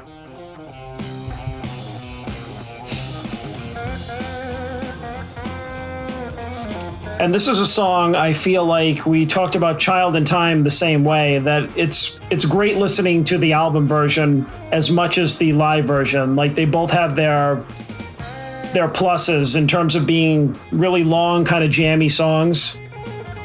Of course, the album version is more concise. Yeah, a little more straightforward. But I almost like when I think of this song, I don't think of the album version. I always think of the live version, much like Child in Time. Yeah.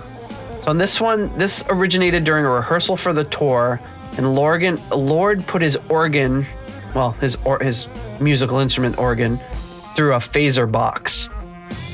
That's how we get that sound.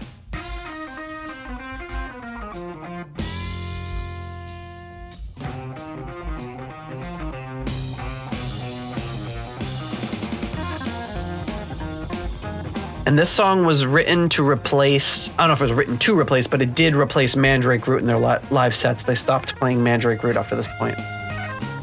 They really milked Mandrake Root for all it was worth. they wouldn't let go of that song. Got the Mandrake Root. It was time. It was time. Might have been time even earlier. Nothing, I mean, for Mark 1, Mandrake Root was top notch, but by this point, like, they're still playing Mandrake Root? Come on, get rid of that. Give me a break.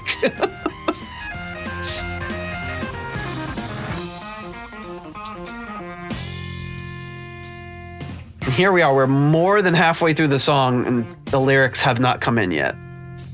But they will soon. And there's really not a lot of lyrics. No.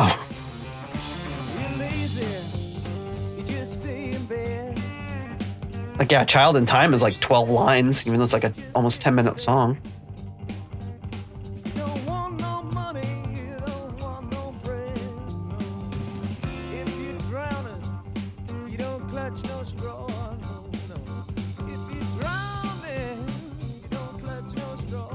Classic blues, just repeating the same line twice every time.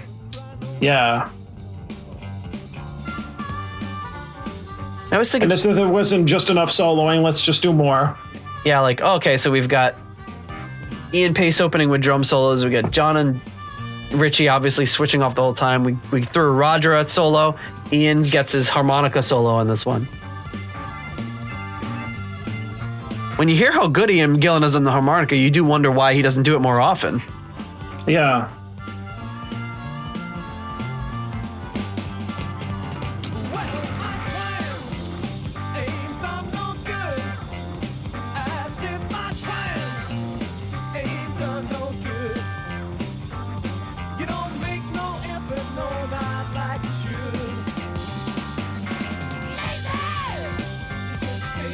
He starts ripping into it.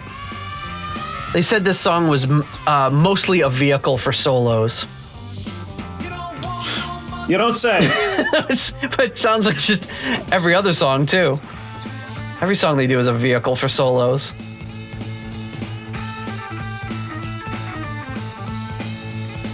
Yeah, Ian Gillan's singing probably only goes through 10 or 15% of the song.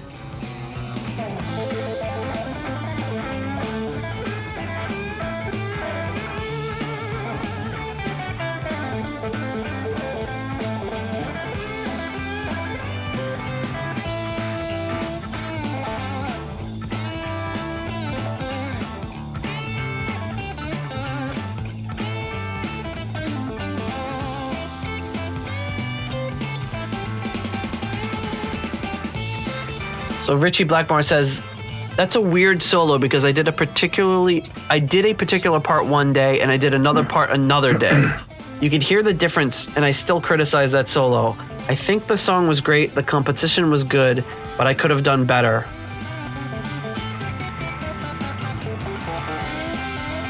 So maybe it's cool how the drum and the guitar followed each other. And then it just kind of like, it kind of cuts up to this section right here. So I don't know if that was the cut that he was talking about, but I don't know that anybody else is picking up as much on that as he is. Well, I mean, everybody's their own harshest critic. I'm surprised that Richie is. Yeah. Like, everything I do turns to gold. Everything I touch, I have the Midas touch. Bah, bah, bah. So interesting enough, Richie Blackmore says this was inspired by an Oscar Brown Jr. song called Sleepy. I'm going to play for you real quick. Sleepy, always sleepy. You so sleepy. I'm not hearing it. Even hold your Unless I can hear it a little bit. lyrically, sleepy, lazy. Every evening you tell me you're tired. What shall I do? What shall I do? I'm getting fed up. So that is, Richie says that was the inspiration for the song. And then the inspiration for the guitar solo was Eric Clapton's solo with John Mayall on Steppin' Out. It's right here.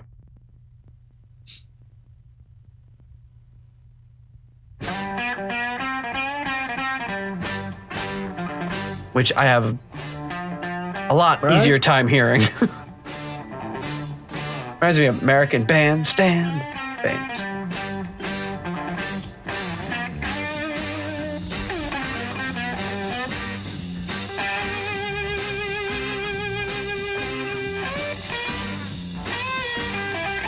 So that one's pretty clear. You can see where we would have gotten inspiration from that. Yeah, that's pretty clear cut. But No mistake in that one. But not thievery like we've seen before. Just kind of like, oh, it's clearly inspired by it. Not thievery, just borrowing. Well, it's, I mean, a bluesy solo in a particular style sounds like a bluesy solo. It's, of course, I think, pretty good. But all right. So let's see. So that is, let me see, Lazy 4 and 4. 4 and 4. I'll buy that for $1. Hi-yo. And then with that, we've got the climactic album closer. And that, of course, is Space Truckin'.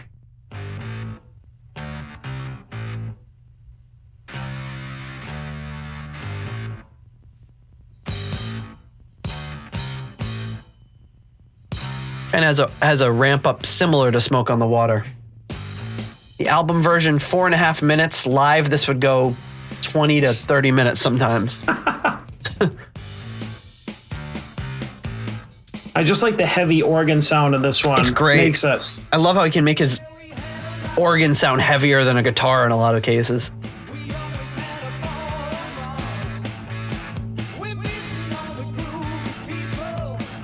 This song is all kind of puns on space. Ian Gillan says he thought that it was so cutting edge that they lived in the space age. So he wanted to write this song about, you know, instead of a trucker, a space trucker. Based on that graphic of the Keep on Truckin'. Have you seen the guy with the big foot sticking out? Yeah. Walking, keep on truckin'. So that was kind of their inspiration for this one.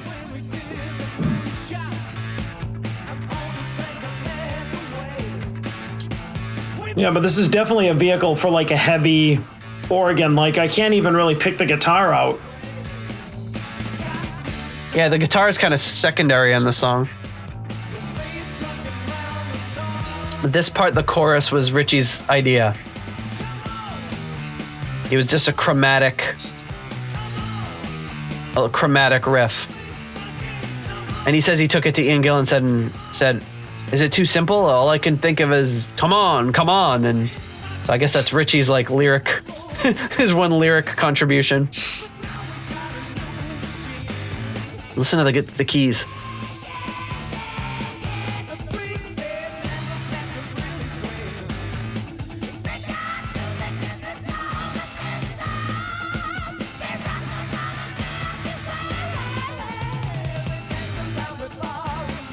Ian Gillan said that the song was all cheap wordsmith tricks and puns.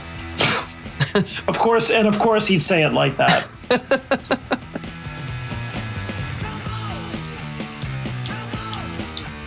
And Glover says, it's all about space travel, but it's done in that 1950s lyrical style. We just sat around making up stupid little phrases about space.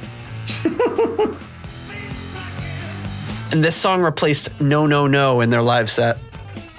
That's a shame because I love that song. I know, you do. Hey, I see what you. And on stage, Ian would have busted out the congas and been probably slapping away at him for at least a good 15 minutes while he's thrashing his hair around, and Richie's rubbing his guitar over his butt and amp and every other thing he can. But on the album, they got to keep it a little shorter. Yeah. I don't remember hearing this one as much on the radio growing up, but I know it was a occasional. I did.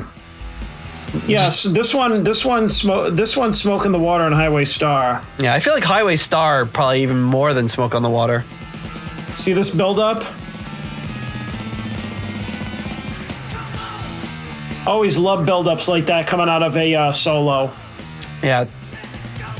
They're no strangers to doing that. The only thing is Ian Gillan didn't scream his larynx out like he normally did going into it.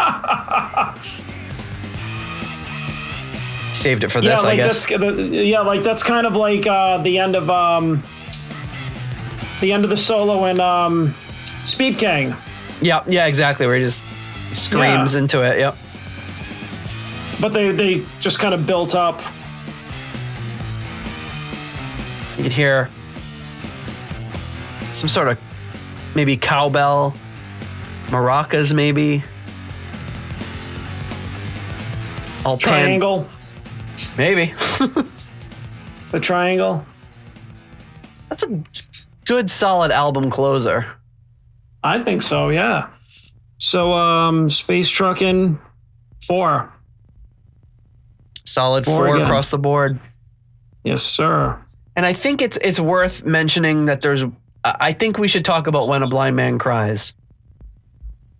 All right. Because we don't really have anything to talk about for a special edition, and this song was really meant to be a part of the album and just didn't get put on. Mm-hmm. Ian Pace says that he regrets that it wasn't on the album, and Ian Gillan, in an interview where Ian Pace and Ian Gillan are sitting next to each other in this documentary about the album, he said, Ian Pace is like, oh, I wish it was on the album. And Ian Gillan says, yeah, but Richie, he no like it. Which just cracks me up the way he says it. But yeah, Richie Blackmore, for whatever reason, didn't like the song, and it didn't get put on the album. But here it is, When a Blind Man Cries.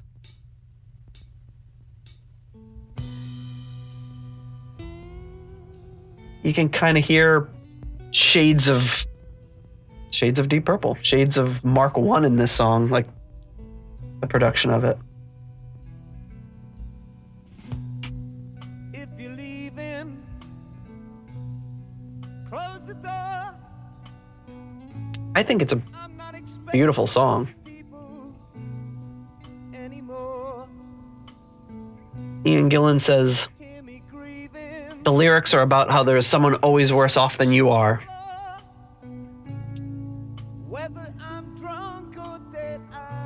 And Roger Glover says that this is the story, this tells the story of recording the album, or that Smoke on the Water tells the story of recording the album, but Blind Man paints a picture of the atmosphere of creating the album. This is another one where you can hear the ambiance of the room.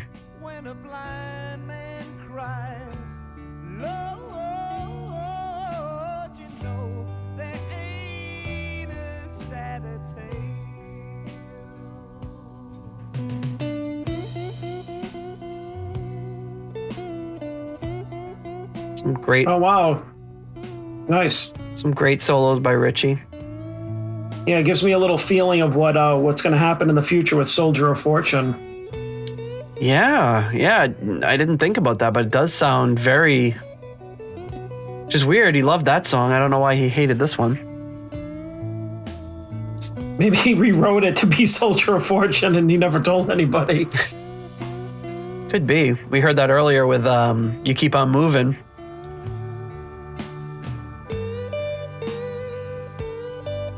And they never played this live as Mark II, except for one time on April 6th, 1972. Was that? No, that can't be right, because this was recorded. Oh, yeah, I guess it was. But Richie was sick, and they hired a guitarist named Randy California. And they're like, Oh, wait a minute. Yeah. And they said, Richie's gone. We can play the song. And they played it live that one night. Oh, they're like, when the cat's away, the mice will play. Exactly. Richie's the cat. But they were keeping that kind of pact they had, which is if one person didn't want to play the song, they didn't play it live, or they didn't include it in their live sets. I mean, Richie was apparently the only person holding them back from that.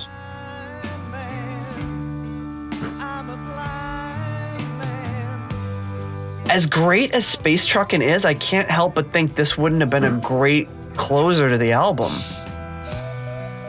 Even though it's not like the rockin', kicking the ass like they normally do at the end of an album, I think it'd be a great closer. It would have given a different feel to the album, yeah. Because again, it would have been like the way Stormbringer closed. Yeah, exactly.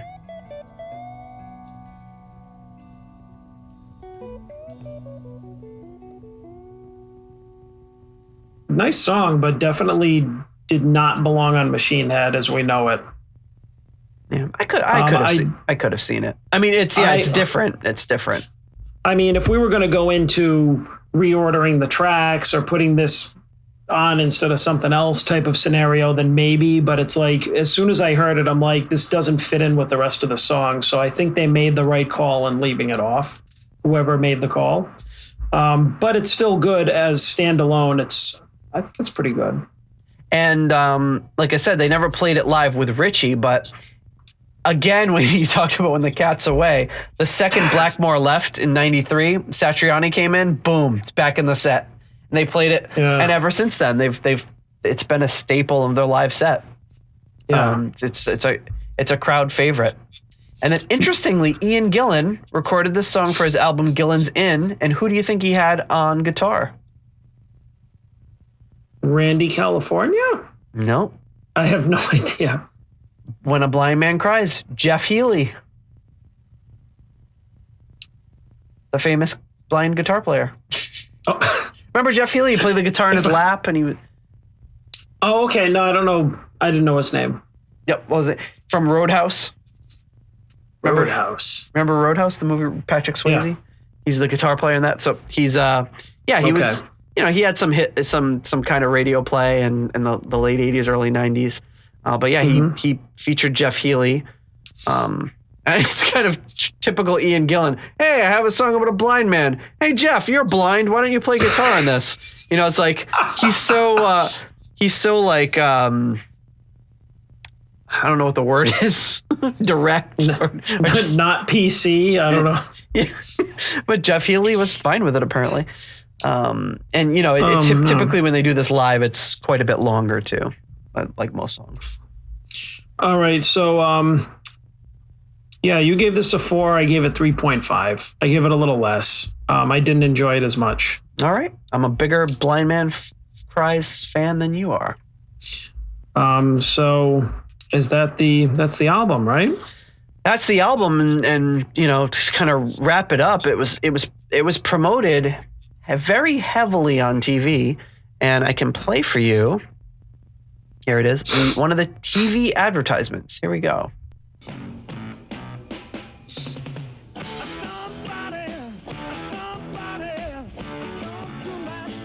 Machine Head, Deep Purple's new album, in your record shop now on Purple Records. Where else? Pretty short little ad there. Nice. So they would just kind of play that on TV. So it was promoted on, despite what Ian Gillan says, it was given, they gave Never Before the prime spot there. They promoted it heavily on TV. It reached #1 in the UK charts, many other countries. Didn't chart in the US, but since then has gotten 2x platinum status in the US, selling over 2 million copies. John Lord says, "This is the apex of what we started to do with In Rock. I think we should try and go around a few corners with the next one. Some people say we don't seem to have progressed very far since In Rock. Where some of that justification lies is in the fact that we haven't really deviated from the set lines, and I think it's time we start to shoot for the stars a little bit more." Blackmore says, "I think Machine Head is a good LP. I think the ideas are better and the group are playing well when we recorded it. 2 tracks especially, Highway Star and Smoke on the Water, I like. The whole album is a lot better than the last one. They started to show a little bit of stress during recording this. In 1969, they agreed that they would give credit to everything, but then they start to get a little bit petty. Blackmore says, on this LP, I wrote 6 tracks and Roger wrote 2. And Glover says, sometimes I feel I'd like more credit for some of the stuff I do. I think it avoids friction this way. Though I can't say it won't in the future. As soon as money comes into it, people change, some for better, some for worse. Glover says, Machine Head was the beginning of the bad period. It was coming because as far as the writing side of it was concerned, we'd agreed at the outset that we were going to share everything 5 ways because everything we wrote was part of a jam. And in those days, we had nothing to lose. It's only when you realize how much money is involved in publishing that people turn around and said, he had nothing to do with that, and yet he's getting a lot of money for it. Those kinds of things cause tension. Yeah, of course. And by the time the album hit record stores in April of '72, Blackmore was telling journalists the end was near. And he was quoted as saying, I suppose we'll see the year out if we're lucky. Turns out he was right, but... Of course he would say that. It's something ominous, friggin' crazy. One important thing to note that was meant, I forgot where I was reading it, and somebody even mentioned it on Twitter the other day, commented on something with this story, and it struck me because I had just read about it a few days before in one of the books. I think it was in whose book was it? I can't remember which book it was, but he says about Blackmore, they were getting ready for one of their shows, and the roadie Colin Hart couldn't find Blackmore, and then he found him in the hallway of the hotel just in tears. And Blackmore said he had no memory of what caused it, but he was having a nervous breakdown, basically from the touring schedule and just all the stress that the band was under. And he just kind of had a breakdown, and then he just kind of pulled it together and got ready for the show. But just you could see the cracks showing with the band, and everyone was getting pretty burned out. Yeah. Wow. But that's Machine Head, the album. All right, so Machine Head. Let's see, for us, Machine Head, overall I get 4.07 and you 4.14. Okay. So you rated a little higher than me. Our combined rating is not surprisingly the highest of all the Deep Purple albums. The next one being in rock, being at a solid 8. Okay. So those are really our two favorites, top 2 favorites. And our variance here is equal with Fireball. So we varied the same amount on how we liked this and how we liked Fireball. In the same direction? Did I like this a little more and you like, or did we both, what was the... Yeah, you liked Fireball a little more than me. And you liked Machine Head a little bit more than me. Okay. And the lowest... I'm sorry. The other metrics don't really matter at the moment. But yeah, so far, like I would say our top 2 rated are this one and Fireball. And I'm sorry, this one in rock and then Fireball being our top 3, not surprisingly, in that order. Okay. Not still no huge surprises yet. No, I mean if we are admittedly trying to be critical and listen to it with fresh ears and not just hand out, like, I mean, if we were just like giving this album, if we were just paying lip service to it, we would have handed out 5s to everything. It's a Machine Head. It's got 5. Everything's 5. Yeah, but I think being as like democratic as we're trying to be, I think that just kind of proves that where the albums, in a way, proves where the albums sit in most people's opinions is about right. I would say it was about fair. I haven't seen anything that's really too surprising except for how highly we rated the self-titled Deep Purple album. Yeah, good call. Yeah, because looking back on it, like we both said, I don't think either of us had listened to that album in 20 years. So we kind of lumped it together with the Shades and Taliesin. And then when we listened to it again, we're like, holy crap, this is actually much better than those two albums. And actually, as it stands right now, that's still like in 4th place. Yeah. For our highest rated albums, which I'm sure that after the next one and the one after that, it's going to get knocked down even lower. Sure. But I mean, I'm only guessing. And then in our next episode, we're going to tackle Made in Japan. And I kind of grappled with that one because it's like live albums, they're not always my thing. But I feel like that one is, I feel like there's a few live albums that are super important. I feel like that one's one. Like Tribute from Ozzy Randy Roach Tribute is super important. It's like, I feel like that album is part of the discography rather than just, oh, here's a live album of a show we did. It's so much more than that. Yeah, I mean, you can't, I mean, even if we don't do the format the same as we do here, like listening through the whole thing, it would probably be like a concerto thing. I could see where like some of the more extended jams we might skip around, or you might skip around it, or we won't hear the whole thing. But that would just be kind of like not listening to Kiss Alive if you were doing the Kiss catalog. I mean, it's the same songs, but they're presented a little bit differently and in a way that's like famous and iconic for the catalog that we're doing. So that's going to be next up. We didn't really have too much discussion on it. You're like, what do you think? And I'm like, yeah, let's do it. Yeah, exactly. I grappled with it a little bit, I guess, before I asked you what you thought. But that's the only one I think that needs to be part of this main series before we break off and start doing other stuff. And then, of course, we can tackle 100 other live albums if we want to. But that's the only one I feel like is part of the main discography in a way that like Live in Montreux 96 isn't, you know? Well, yeah, I mean, all the other ones that come after are ones that could have been just released after the fact or to make money or whatever, like in a different way than that. Because I mean, like, I don't know any of the history yet, but I mean, this live album could have been a money grab, like most live albums were, even though at that time they weren't making any money for anybody. Yeah. If you know anything about live albums at the time. So, but it's like you said, just to keep it short and sweet, like it is part of the original discography and we shouldn't not include it. Yep. So that'll be up next week. Do have one quick news thing that I feel like I need to bring up, which is we talked about it a few episodes ago that Joe Satriani's band Squares from like the early 80s. They had an album and they kind of remastered it and it never came out, but it did come out today. So nice. I got it and listened to it on my drive home from work only one time, but I feel like I really like it. It was one of those albums where I'm driving along and I'm like, oh my God, I'm singing along to it's the second time the chorus is going, but I'm singing along. Like that says a lot to me. And I don't actually remember any of the names of these songs. So I'm going to play just a random segment. Let's try this.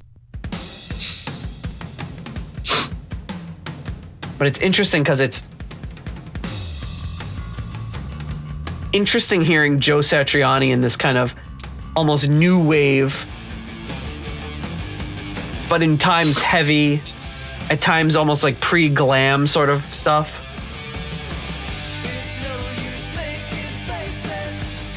But it's poppy. Wow. It's new agey. It's more complicated than most pop stuff is because it's Joe Satriani, and the solos are really good.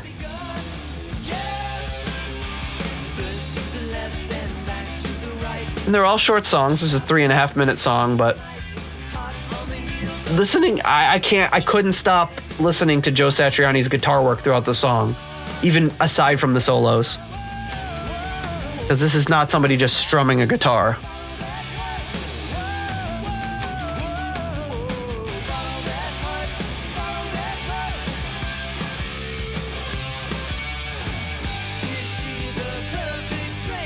I don't know if I don't even know. There's got to be a guitar solo. I could definitely hear this in like an early 80s like movie soundtrack.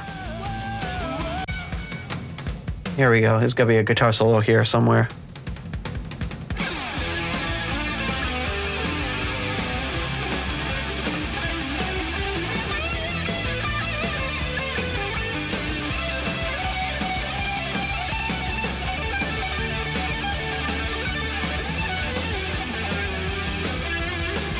It's nothing crazy like you'd hear from Satriani like more recently, but it's some really good guitar playing. Yeah, but you can tell it's him. Oh, exactly. That's the mark of a great guitar player. The tone from his style, you can definitely tell. You can tell that it's Joe Satriani. Yeah. And it's one of those things where you're like, what? Why didn't this band take off? Like, I mean, there's no way of telling, but you know, yeah, I know.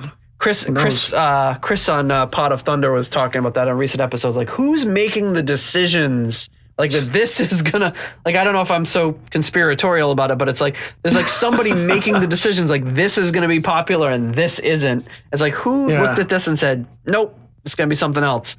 Because I could all of this stuff. It's like, if you told me this did come out, like this was released and it was major and I just missed it, I'd believe you. But nobody really heard any of this until the last few months. I mean, you know, it could be without knowing anything about it. Record label could have not been behind it. Maybe it wasn't promoted enough. Maybe the band broke up before they had a chance to tour. Like, it could have been like so many business things. Like when we were younger, I used to think stuff like, oh, why wasn't this band so big? And some bands just don't catch on. Yep. For whatever reason. But a lot of it we never understood is a lot of it is like business stuff. Oh, like all the stuff that I just mentioned, which who knows? I bet if you did some digging, you'd probably be able to find out. Yep. And just to close it out, we do have a few quick history notes. And very fittingly, we're talking about the week of July 15th through the 21st. So this episode will be released on the 15th. Mm-hmm. On July 15th, 1956, Joe Satriani himself was born. So very fitting. That kind of worked out unintentionally that he released that album today.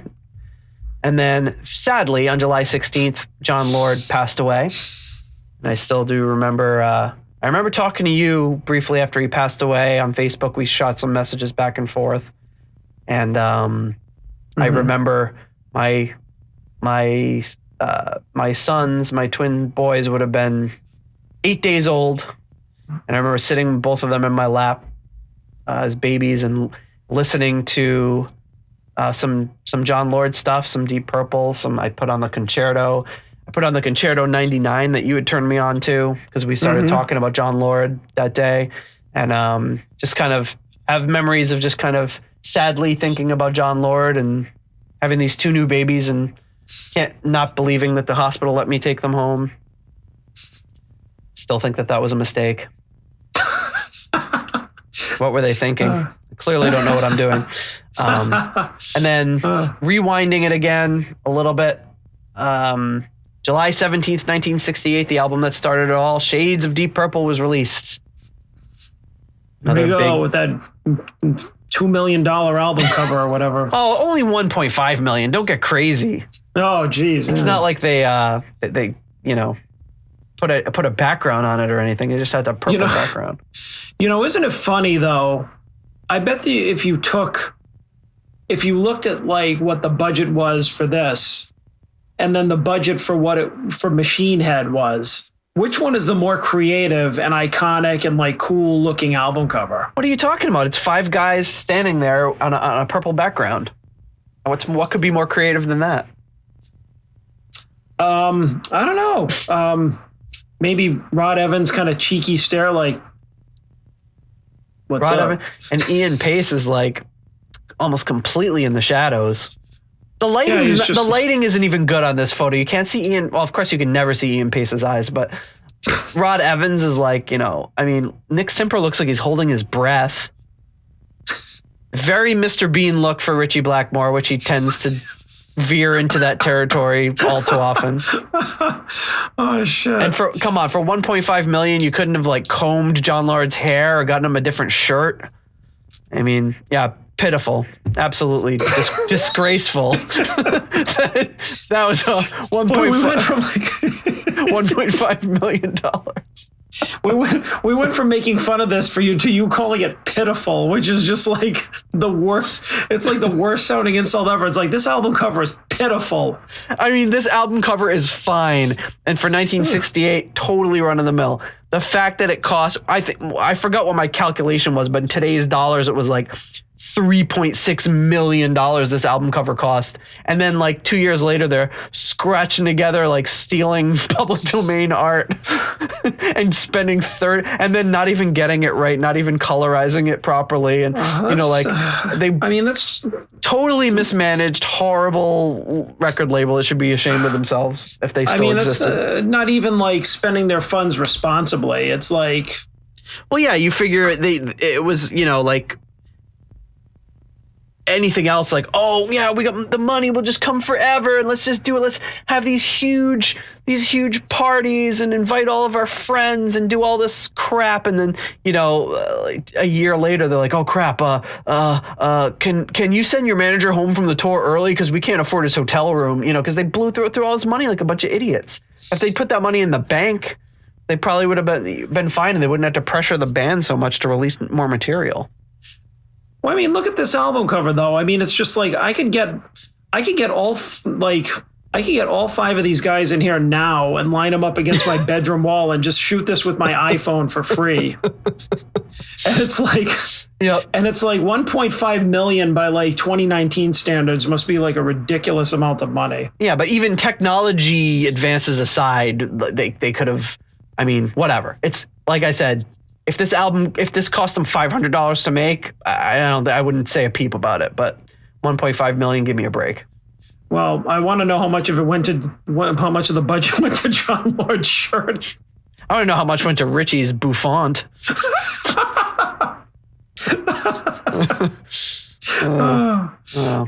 Anyway, or like, well, actually, yeah, this wasn't the most helmety that Rod Evans' hair has ever been, but no, Nick Simper either. Like, yeah, the Playboy. Nick Simper. Yeah, the Playboy concert or the Playboy show is definitely the pinnacle. But yeah, his hair does not look good by any stretch of the imagination in this, but it's nowhere near as bad as it could be. You know what I was surprised about? Just since we're talking about these people for some reason, in our Machine Head episode, did you see the clip that I sent you from Captain Beyond? Did you ever know that Rod Evans ever even looked like that? Yeah, I have seen clips of him with Captain Beyond before, so yeah. I was just like, this dude had long hair. I was like, all right, he's rocking it out. But then like he looked like so like now I understand why they probably didn't even succeed, because he looked so friggin' bored. He like sang the song and he's just like, yeah, thanks. And then he's just like, probably like all depressed. He's like, yeah, thanks. I could have been in Deep Purple, but I'm doing this instead. And then he just like walks away. I don't know. It's just, but anyways, yeah, I don't know how we. Oh, wait a minute. That's because what was this album released today or something? Like, why are we even talking about I don't know. album? Why are we talking about? I thought we were done with Mark 1. Yeah, it was released on July 17th. So next Wednesday, I guess, will be the Wednesday after this is released will be the anniversary. So right. Anyway, we should close it up, my friend. That is Machine Head. Thank you, everyone, for listening. If you want to support the show, if we're giving you some sort of value for this, give us some value back. Become a patron, even $1 a month, $3 a month, $5, whatever you want to give. We'd highly appreciate it. And even more importantly, please give us a 5-star rating on Apple Podcasts. We need more. We haven't gotten a new rating in a while. So please rate us and write a review. Write about why you like the show, or if you don't like the show, please don't. But no, you just write whatever comes to mind. But if you're receiving value from this and you really enjoy it, please, that's all we ask is donate a tiny amount of money or write us a review or both. Yeah, that would be awesome. All right, my friend, I'll talk to you next week and we'll talk about Made in Japan. And we are out of here. Good night. Thank you for listening to the Deep Purple podcast. If you like what you hear and would like more episodes in the future, please donate on Patreon to support the show. You can also give us a rating on iTunes to help new people discover the show. You can follow us on YouTube, Instagram, Twitter, and Facebook for show updates. See deeppurplepodcast.com for more details. Thank you for listening. So we go into like, there was a coffee shop or something. He goes, hey, there's a bear out back. And they're like, yeah. Yeah, they don't give a crap. They're like, yeah, we see a bear like every 5 minutes.